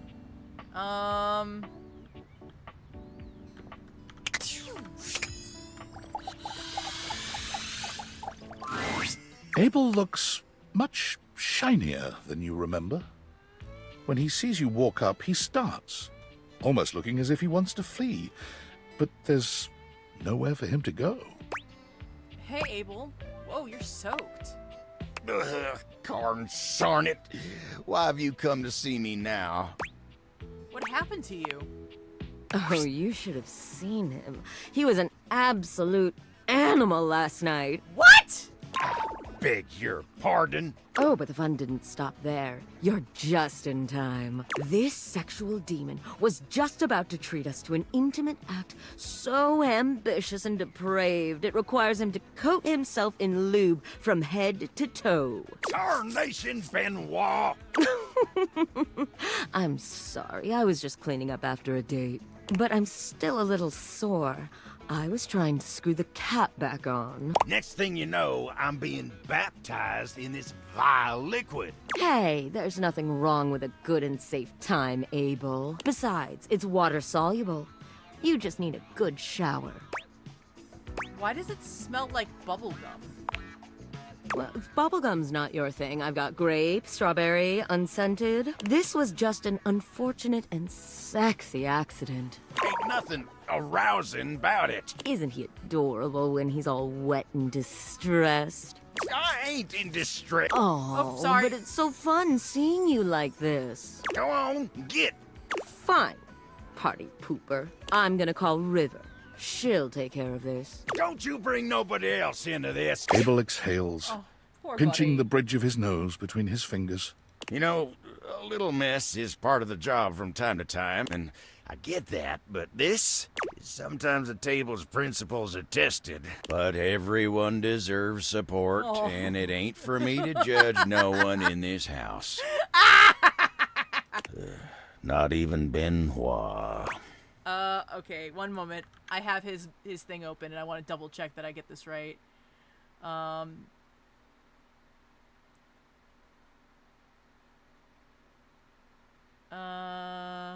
Okay, what's wrong with Benoit? Ain't nothing wrong with him. I guess I have a hard time seeing someone flit about as free as a bird like that. It ain't something I can relate to. Ain't no worries in that battery-powered head of theirs, no matter how modern and casual they keep things. Benoit is not battery powered. That item is not battery powered, or at least it's not in the way we've seen it. Put it that It way. ain't really something an old-fashioned table like me can understand. Then something like this happens and they ain't bothered about nothing, even when they did cause trouble for somebody else. Okay, on one hand, I get what you're saying, Marcina. On the other, I would say, you know, you're allowed. You know, his body is his choice, so I can understand. You know, it's just not his thing. I get it. It just ain't nothing I can understand. Benoit should apologize. Well, I ain't waiting around for no forced apologies. River enters without Benoit. They wisely seem to have realized they'd be better off letting her handle this on her own. She doesn't even speak to either of you. She just breezes in and out, soaking Abel in water instead of I'm so sorry, bubblegum Vesper. lube. Oh, tarnation! Oh, You're no. welcome. Abel manages to look more miserable than he had before.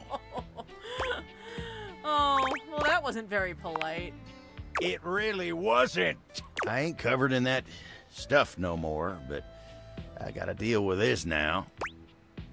Let me help you. Oh, well, I hate to impose, but if you wouldn't mind. It was worse than I thought, but I'm good. Yeah, toes can be really difficult. Tyrell strides into the room, all business and looking only at Abel. He's holding a cute towel in the shape of a bunny. Heard there was a mess that needs cleaning up. Here to do my job. Actually, we got it. No need to trouble yourself, Tyrell. Tyrell frowns. So I can't even clean up messes anymore? Tyrell's not even good enough for a mess, is that it? I'll take it from here, Tyrell. You reach out for the bunny-shaped towel, and Tyrell looks back and forth between the two of you. You better be gentle. Of course. Under Tyrell's watching eye, you gently and carefully mop the water from Abel's body. This is just hilariously awkward, and I love it. I knew my lover had that special touch. Abel seems intensely embarrassed, but he holds still and endures this cleanup without complaint. If not for Tyrell's presence here, this moment would feel spectacularly intimate. But as it is, you feel his gaze upon the two of you, motivating you to get through it faster. When you finish, Tyrell takes the wet towel from you, cradling it in his arms as he walks out the door, speaking soothingly to it in a quiet voice. Well, that was something. I thought I was about to smell like bubblegum for the rest of the month. He shudders. Ain't even gonna think about what else might have happened if I never got that stuff off of me. Let's not go down that road. Exactly. I don't want to think about any of that. You really helped me out of a tight spot. And I ain't the kind of guy who likes to rely on others. I just don't like being in the spotlight. Especially not for nothing like that. But sometimes the table's got to rely on somebody else. And I guess if it's you, maybe it ain't so bad. I've got your back, Abel. I see that. I really do. And, well, I appreciate it. He's so sweet. Just glad to have that bubblegum nightmare over with. Well, now that's all over. I got work I need to get back to. You take care now. Oh, God. Steve Blum. Frickin' Steve Blum and his voice. Oh, I could just listen to it all day. Doesn't matter. I don't care. Just absolutely could listen to it all day. Oh, okay. So, You're here! My loves! We missed you. Yeah! We've been thinking about what gnarly adventures to go on next. Refrigerator riding, trapdoor diving, submersible exploring! Whoa. Dark, bro. The possibilities are endless! Do you have any ideas? How about making you guys real human dudes? Rad! Let's do it! There we go. Sorry, just needed to put my teacup aside. Wait, what? You can make us real? Like, really real? For real real? Like really for really real? Oh gosh. Hank number one, if you do that, if you make it go further, I'm gonna hurt you. Really? Oh, okay. We got it. Really? I got the right stuff. We can do it now if you want. Let's do this! Humans! Humans! Humans! Humans! Oh, I'm sorry. I don't know why that tickles me so much. Are you gonna have sex with all 5 of them? I don't know. We're gonna find out. Oh, wow. 5 of them. You sure the date theaters? I can handle this? Ma'am, you have brought to life people's children. I'm not worried. Only one way to find out. Abso! We're not scared, weird sexy glasses lady! Becoming human sounds like the thrill of a lifetime! Cause you can actually die. Yep, cause this is a risk worth taking. Okay then. How did you put it? Let's do this. Shut up, buddy! Hey, humanize! You didn't need to... never mind. They're having fun. The spectral energy flows through your Dateviators, and what was once merely a set of hangers becomes...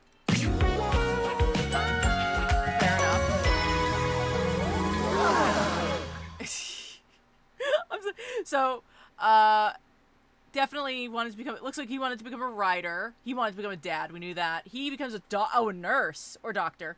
Love it. And he changed his name to Kevin, and I love that for him. It worked! No way, this is legit! The 5 Hanks huddle together and start poking each other in their new, soft flesh. I love that the 5 Hanks hang gliding as a tattoo here. I love this. That's very cool. Bro, you're so squishy! Bro, you're squishy! Oh my god, bro, I totally get it now. Why humans are so scared of extreme sports. Ah, totally. If your chute didn't deploy in this shitty body, it would be mad bad. Mad bad. Hank's laughter is contagious, and soon everyone within earshot is laughing with you.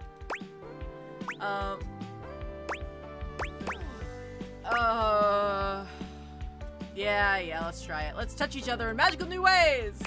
Oh, that's easy. Only one thing to do with bodies like these. You can't help but stare at the Fascinating. sinewy muscles that ripple underneath their tight outfits.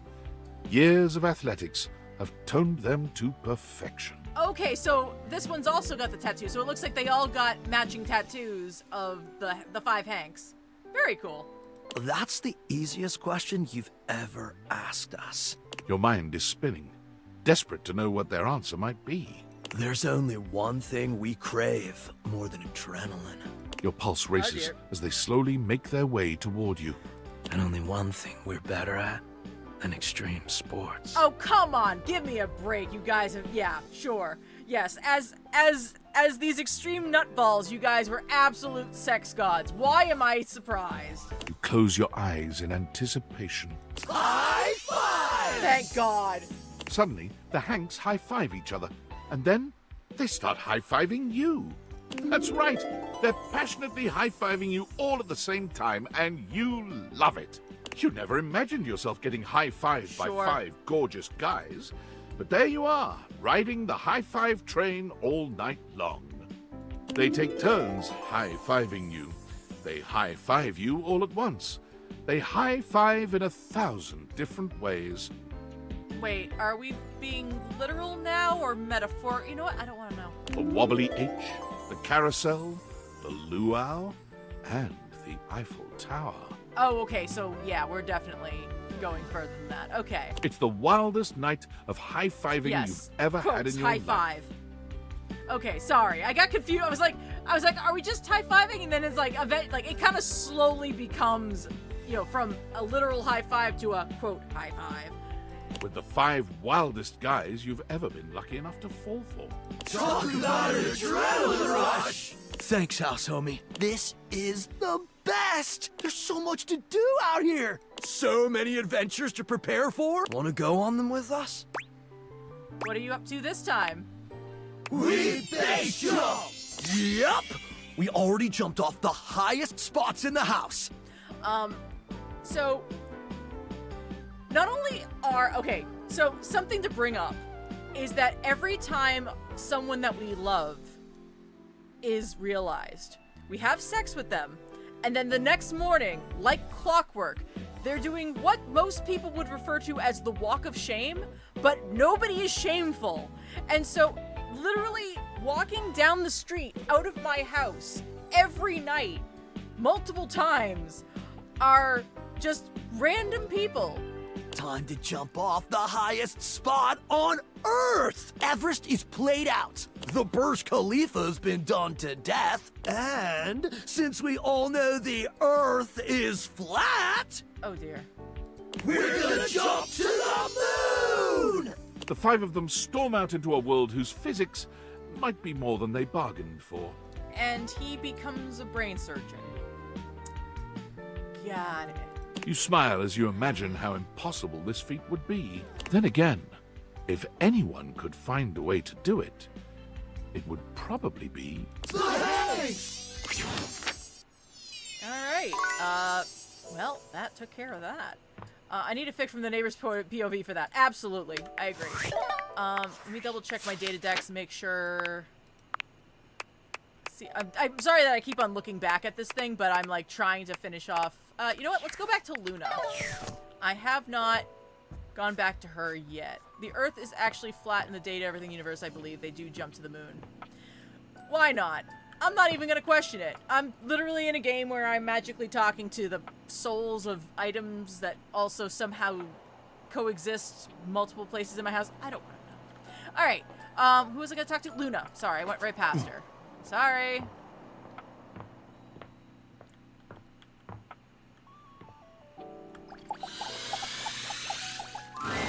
The game console turns on. Team 7 Sassy Moonser. Here you are once again, back where you started, with your beautiful companion urging you to make a decision. She looks at you just the same way she did the last time, with a strange familiarity, but still not quite recognizing who you truly are. You're here.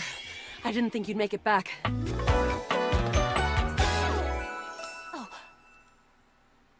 Alright. Which way do you want to go? Lingonberries! Lingonberries? Oh my dunes. We've got a timeline crisis here.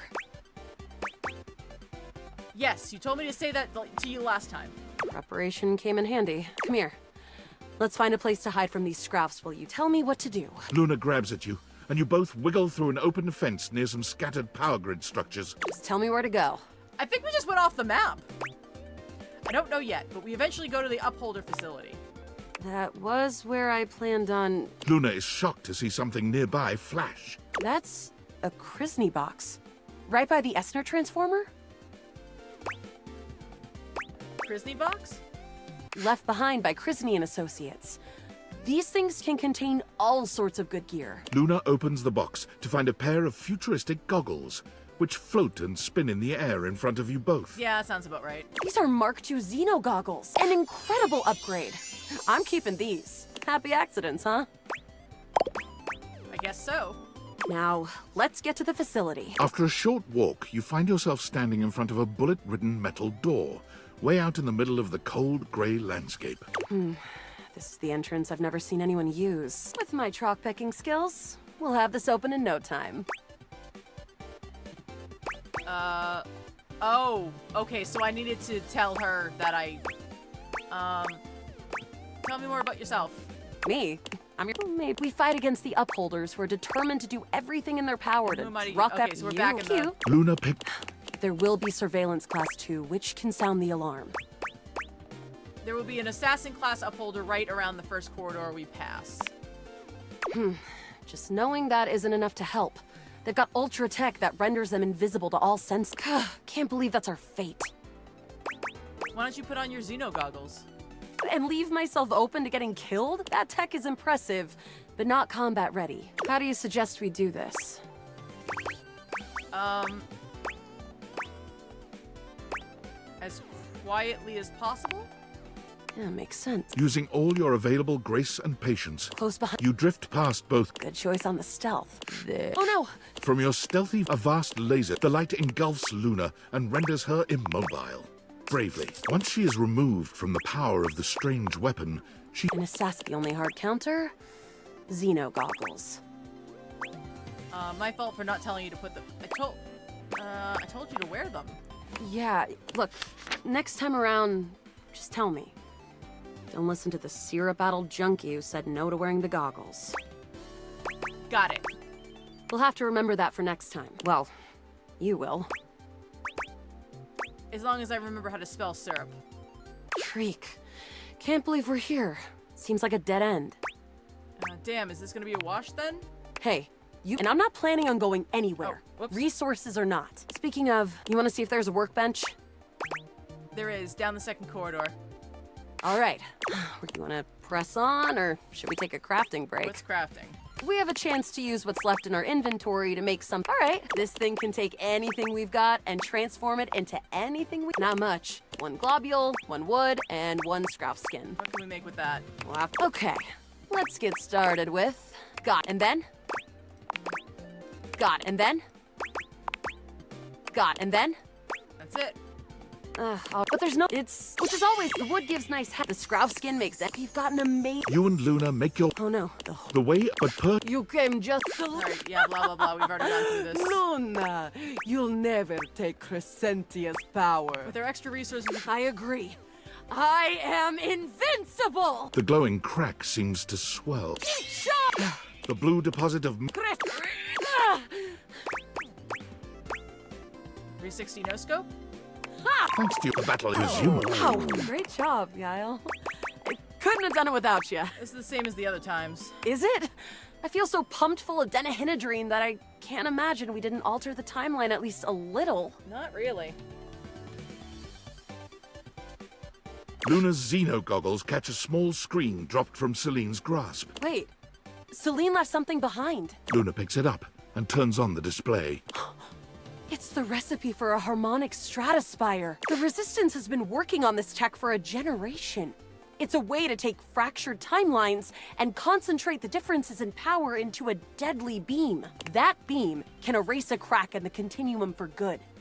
And I think something about your timeline tripping abilities and Celine's rise to power have something to do with each other. That's great. Let's make it. Let's stop Celine. But she's already died in this timeline. You'll have to come back. With the knowledge of the recipe. What is the recipe? It's 4 globules, 1 wood, and 2 scrap skins. Remember it. I'm gonna write that down, because I am absolutely... You know what? Phone. Come here, phone.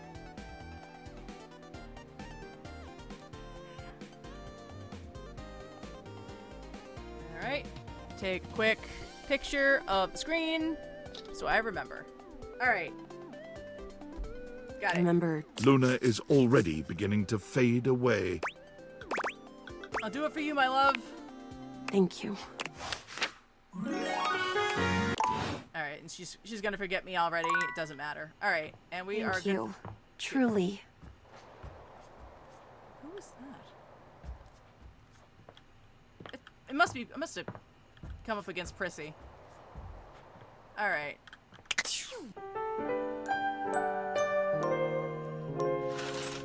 Oh, it was Luna. Gotcha. Alright, so, gonna try for Abel. Again. And I'm gonna try the main table. Yeah.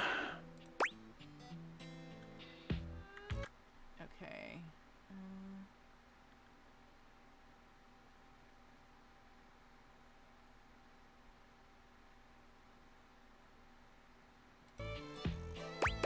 Something on your mind? Guess you could say so. It's been great hanging out with you lately, but I just can't seem to quiet the storm inside of me. If you don't mind, I'd rather talk about anything or anyone else. Like what? Maybe we can talk about some of our friends? My friends always make me happy. Maybe we should talk about Dasha. Dasha? Whoa, why?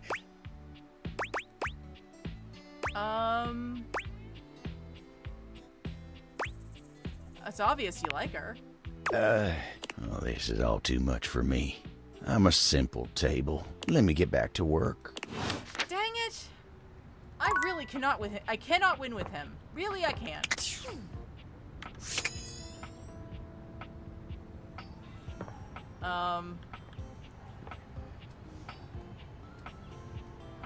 Alright. You know what? I know what I'm gonna do.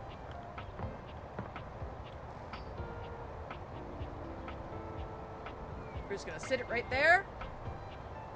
I'm just gonna check to make sure that nothing weird has happened.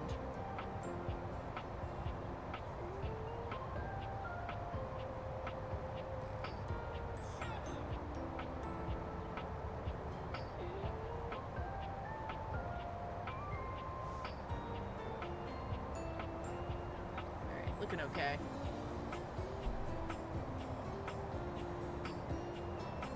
I don't think I realized him yet. There we go. Oh, hey, baby. So good of you to swing by. I was just ruminating on whether love gives meaning to an otherwise meaningless universe.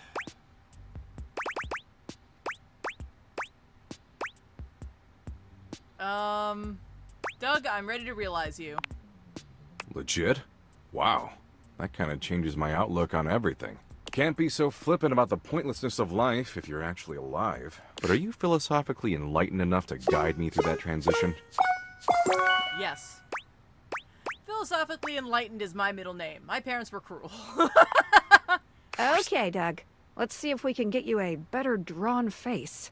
The spectral energy flows through your date theaters, and what was once merely existential dread becomes...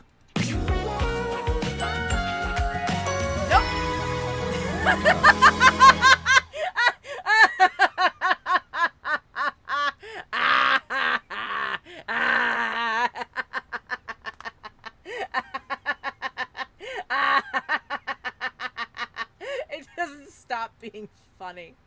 I don't know why. It just doesn't. It doesn't stop being funny. Okay. Oh, well, there's Doug. Not the weirdest thing I've created in this house. Tight. Doug! You're human, I think. He's human, all right, but somehow just as Doug as he ever was. His eyes are no more expressive, his face no more detailed than it was as an abstract concept. The most Doug thing of all, perhaps. It's entirely impossible to know what's running through his mind. He says nothing. He does nothing. In fact, Doug stands perfectly motionless for 6 entire minutes. Huh. So that's dopamine. Sweet. You know, actually being alive has given me a newfound perspective. And as much as I love watching gnarly car wrecks and getting into flame wars with incels, I think I want to make the world a better place until it hurls itself unwillingly into the hungry black hole of the sun. I mean, you're probably gonna die before that happens, but sure. I want to cherish every precious fleeting moment. It's time for me to show the world the power of the yo-yo. What? Is he gonna be a professional yo-yoer? Doug pulls a small plastic yo-yo out of his back pocket and holds it up. Sure. Before you go, wanna make me to existential bed? Tight. Let's inject some wet, hot meaning into a cold and different universe, baby. One often hears talk of the passionate flings that can occur in the wake of a funeral or a near-death experience. Indeed, there is no greater motivation to grab life by the horns than gazing directly upon the face of oblivion. No one has reflected upon oblivion more than Doug. And now that he has a human body and skin in the game, so to speak, he makes love to you like a man with everything to lose. There's lifetimes of yearning and loneliness in his touch, a desperation to connect with another soul and never let go. In the moments after, Doug shows a vulnerability you'd never imagined he was capable of. Is that what you guys do? You just crack yourselves in half and let people see your squishy insides? It feels like my soul is naked, but it kind of rules. It's fucking overwhelming thinking about how fragile all this shit is. But moments like this kind of make it feel worth it. God, humanity is weird. Yeah. Anyway, I'll try to remember this moment when I'm inevitably lying awake at night thinking about the fact that I could die horribly now that I got this breakable body. Peace. The yo-yo is the ultimate representation of the cyclical nature of the universe. Life, death, rebirth, all moving towards a final entropic state of persistent rest. And it's got flashing lights. Apparently, the yo-yo that Doug had kept in the back pockets of his ripped jeans all this time had been put to good use over the millennia, because he was an absolutely stellar performer. I mean, considering he was around for millennia, yeah, I would expect that somebody like him would probably be very good at something he did in his free time. His act traveled the world and distracted humans from their eventual demise for fleeting moments. Yeah, that is definitely appropriate. That is, until his flashing yo-yo came to a stop at the end of his act, and he said his trademark phrase. You're gonna fucking die, bitches. Yeah, sounds about right. Alright. Welcome, bro in need. Come on in, have a cup of tea. Alright, what do we got? Oh, another one from David Most. Valdivia Nights. What's up? It's Dave. I'm here in Augusta, Missouri on the wine trolley. Oh no. Drinking by myself. Again. Oh no. Really can't believe none of y'all showed up. Not even the people I thought liked me. Looking at you, Brad. I have talked to the dresser. Real lame. I thought you guys were my friends. I thought we were a family. But I guess I was wrong. First Franklin ditches me and now everyone else. And the worst part is he was right. About everything. Oh dear. He was right that we'd regret partnering with the feds. And he was right that I would drive the company to the dirt. He was right that I'd miss him. Oh dear. Thinks he's so perfect. What an ass. Oh, and by the way, effective immediately, I'm Canning, our team development facilitator. Canning put on a dumb corporate retreat successfully. Don't even know what his name is. Harry? Larry? Anyway, you know who you are. Pack your junk and get the hell out. Screw it. Brad, you're fired too. Most out. Oh, wow. That poor... I feel bad for him in some ways, and the others I'm all like, this is the best crash out I've ever seen in my life, and I kind of love it. Alright. Let's see. Alright, so we have... Abel... I don't think anything's gonna happen. Alright, you know what? I'm gonna go back and talk to Dasha.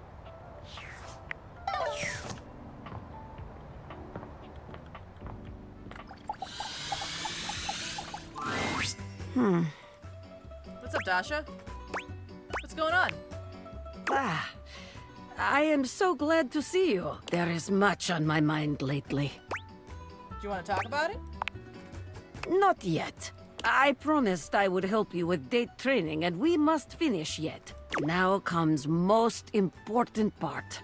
We have had wonderful dates. Everything has been so perfect. You have brought me back to my house, and now we sit in your car. What do you do now? I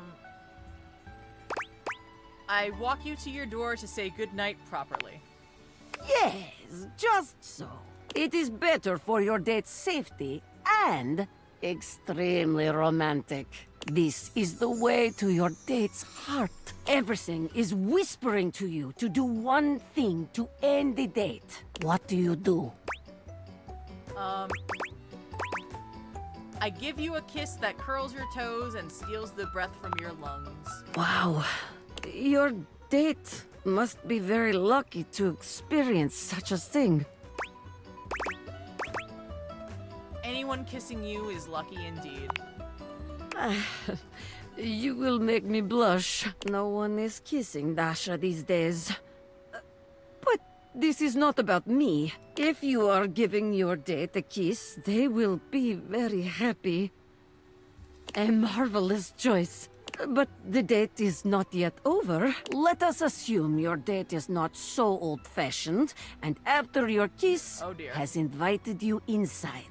You are accepting this invitation because date has gone well. You find yourself sitting on my couch, looking into my eyes. What will you do now? I ask you if you'd like to watch a movie and cuddle.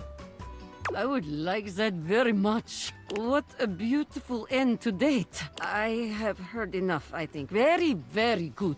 You have performed wonderfully. If I am being honest, I am not sure you ever needed my help. Any date would be lucky to have you. Take it from me. When you find someone you are ready to date, go for it. Thanks, Dasha. You were a really huge help. It is my pleasure. Helping others is my greatest joy.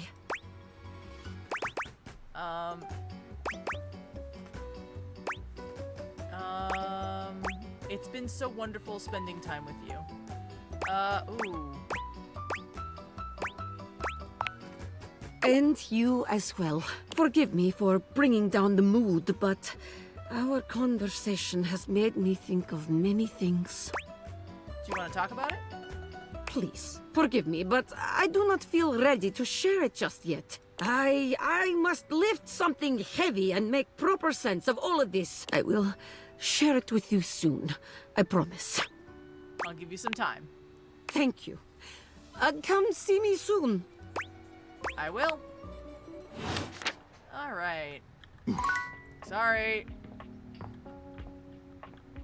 Okay, so talk again to Luna. The game console turns on. Team Sassy Moons. Here you are once again, back where you started, with your beautiful companion urging you to make a decision. She looks at you just the same way she did the last time, with a strange familiarity, but still not quite recognizing who you truly are. You're here.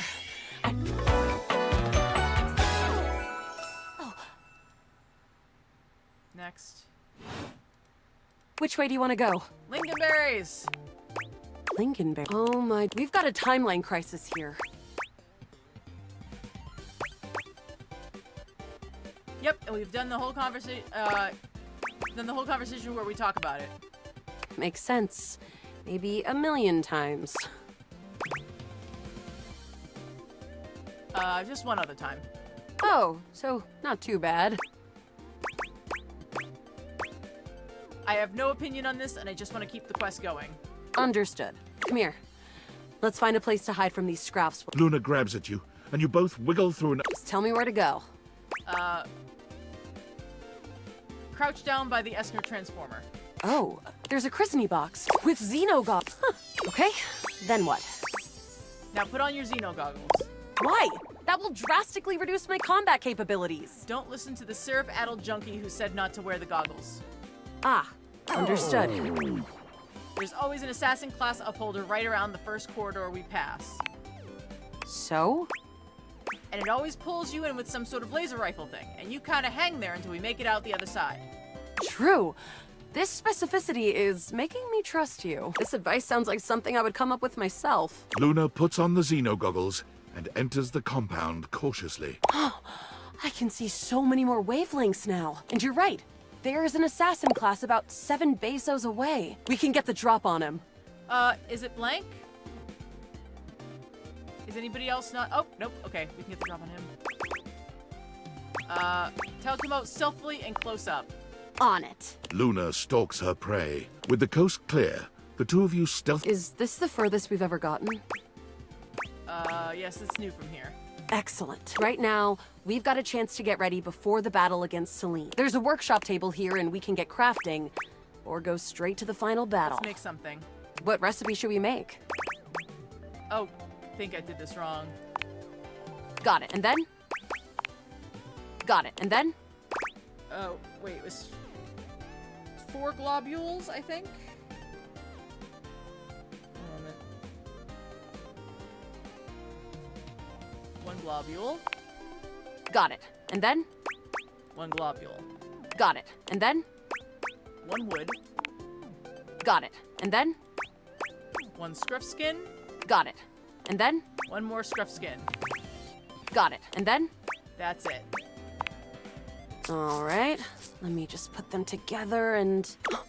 We did it! A harmonic stratospire! So the recipe for the legendary relic is just globules and wood? Don't forget the scruff skins! Let's do it, Luna, once and for all. Here we go. As you step into the terminus of the compound, you can already feel a difference in the air. It's crackling with potential energy. I knew you'd be coming here. All the regolith you would ever want, and all of the Celine you could ever. For what reason? All I'm here for is the sweet profit, Banya. Ever seen one of these? Luna holds aloft the stratospire. It glows ominously. How did you get one of those? You messed with temporal energy and trapped me in here with you forever. Playing out the one pathway where I always reset. Thinking that I would never be able to get the one thing to stop it because you kept it from me secretly. But you didn't count on one thing. What? A little something called wanting to date a video game console. Me? The NPC? I never thought she was anything special. Rock! My plan all ruined. Just kidding, of course. There's no way you have the innate strength to use that thing. No, but I do. From out of the crack in the cave wall, Celestia in her scaled glory crawls out, slowly, magnificently. You have done it, Connie. You have brought the balance to the timelines, and you have built my device. Connie? Who the hell? The pieces are all here. Human, enemy, hero, goddess, player, and played. All shards of the same soul. Connie's. Wait. I remember. Luna's eyes drift upward as the harmonic stratospire floats towards Celestia, and bolts of pure temporal energy begin to streak outward. I am. All shards of the same soul. Luna's eyes become clear, full of fire. She raises her hands up in a gesture of glory. I am Connie Soul. Okay. I am video games. Alright. Game on. Fair enough. Celine is taken aback and stands up, ready to fight. No. You were never supposed to know your power. There's no power. It's all mirrors upon mirrors, Celine. All leading back to you. To us. Stop it! Celestia, Celine, Luna. It's time to reintegrate! The stratospire's sizzling energy explodes into an array of rainbow beams, covering the mine entrance with kaleidoscopic colors. Do it, Connie! Reintegrate! That's it! That's right! Your quest is almost complete. I refuse! She resists. You're still a part of this. Show your support! Complete the ceremony.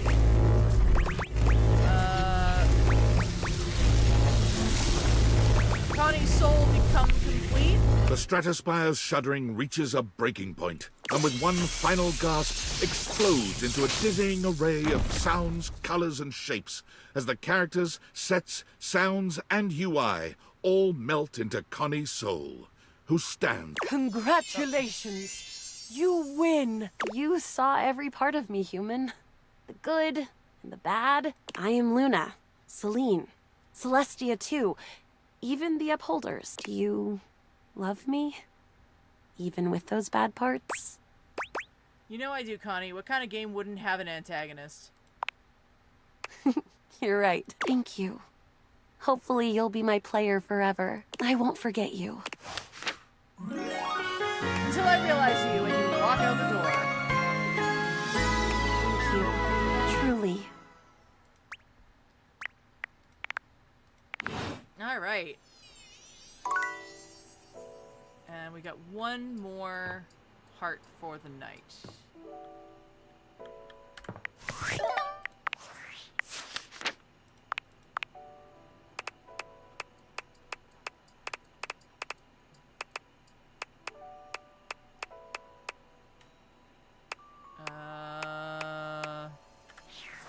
I guess Dante? Hey, good timing, Emperor Nostradamus. It's time for your last lesson. Sounds good. I've taken you through the different stages of the pickup, from breaking the ice to building a friendship. Now, it's all about learning how to navigate taking the next step from friend to lover. But before that, there's something I want to ask you, and your answer determines where we go from here. Why have you been coming to me for lessons all this time?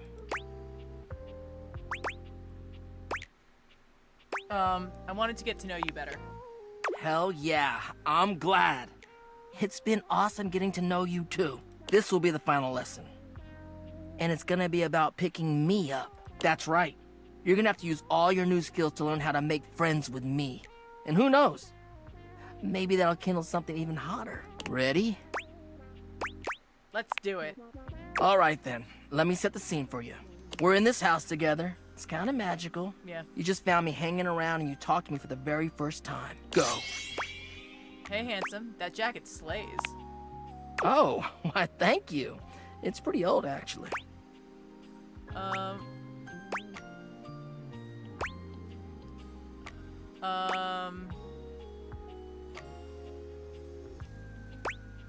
Old is cool.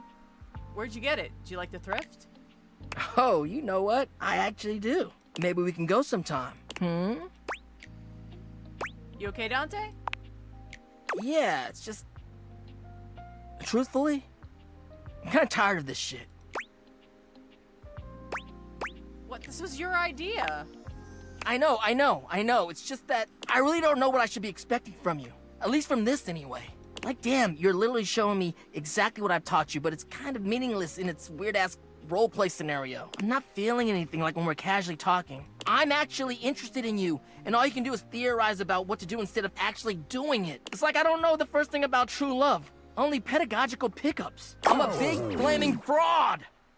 I'm sorry.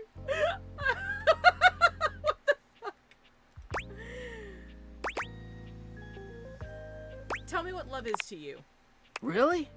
I mean, I'll tell you what I imagine. Love is supposed to make you feel warm and safe in the knowledge that somebody cares about you. And here I am. I'm giving out this advice because I want to make sure other people are able to find love. But it's so hard when I've never even really had it for myself. Maybe it's just who I am. I give out a lot more warmth than people sometimes give me.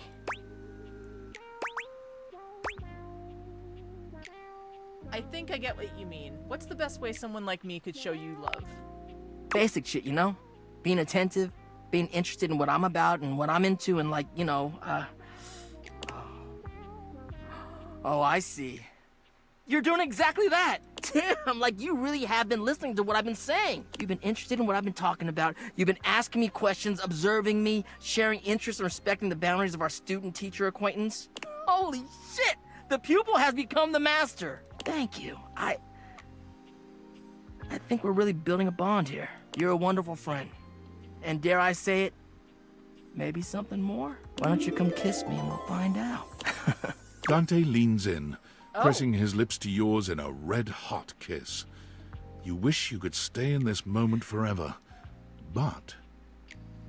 Again, much like when you kiss Volt, it's like, I appreciate that they've made a character you can kiss, and at the same time I'm like, dangerous, might be burnt.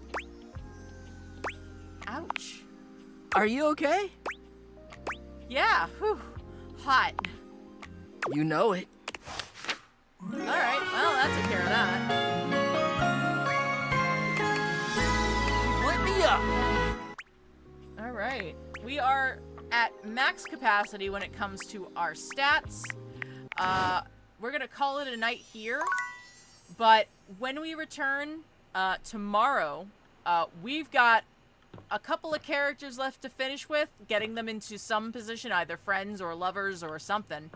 And then we've got a bunch of characters to realize, so we're gonna say goodnight to each other. Actually, first I'm gonna do...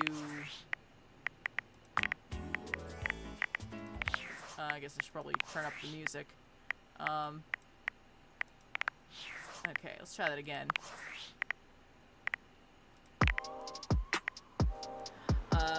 We will say goodnight to each other. Thank you all so much for being here. It's been a lovely evening, and I will see you all again tomorrow.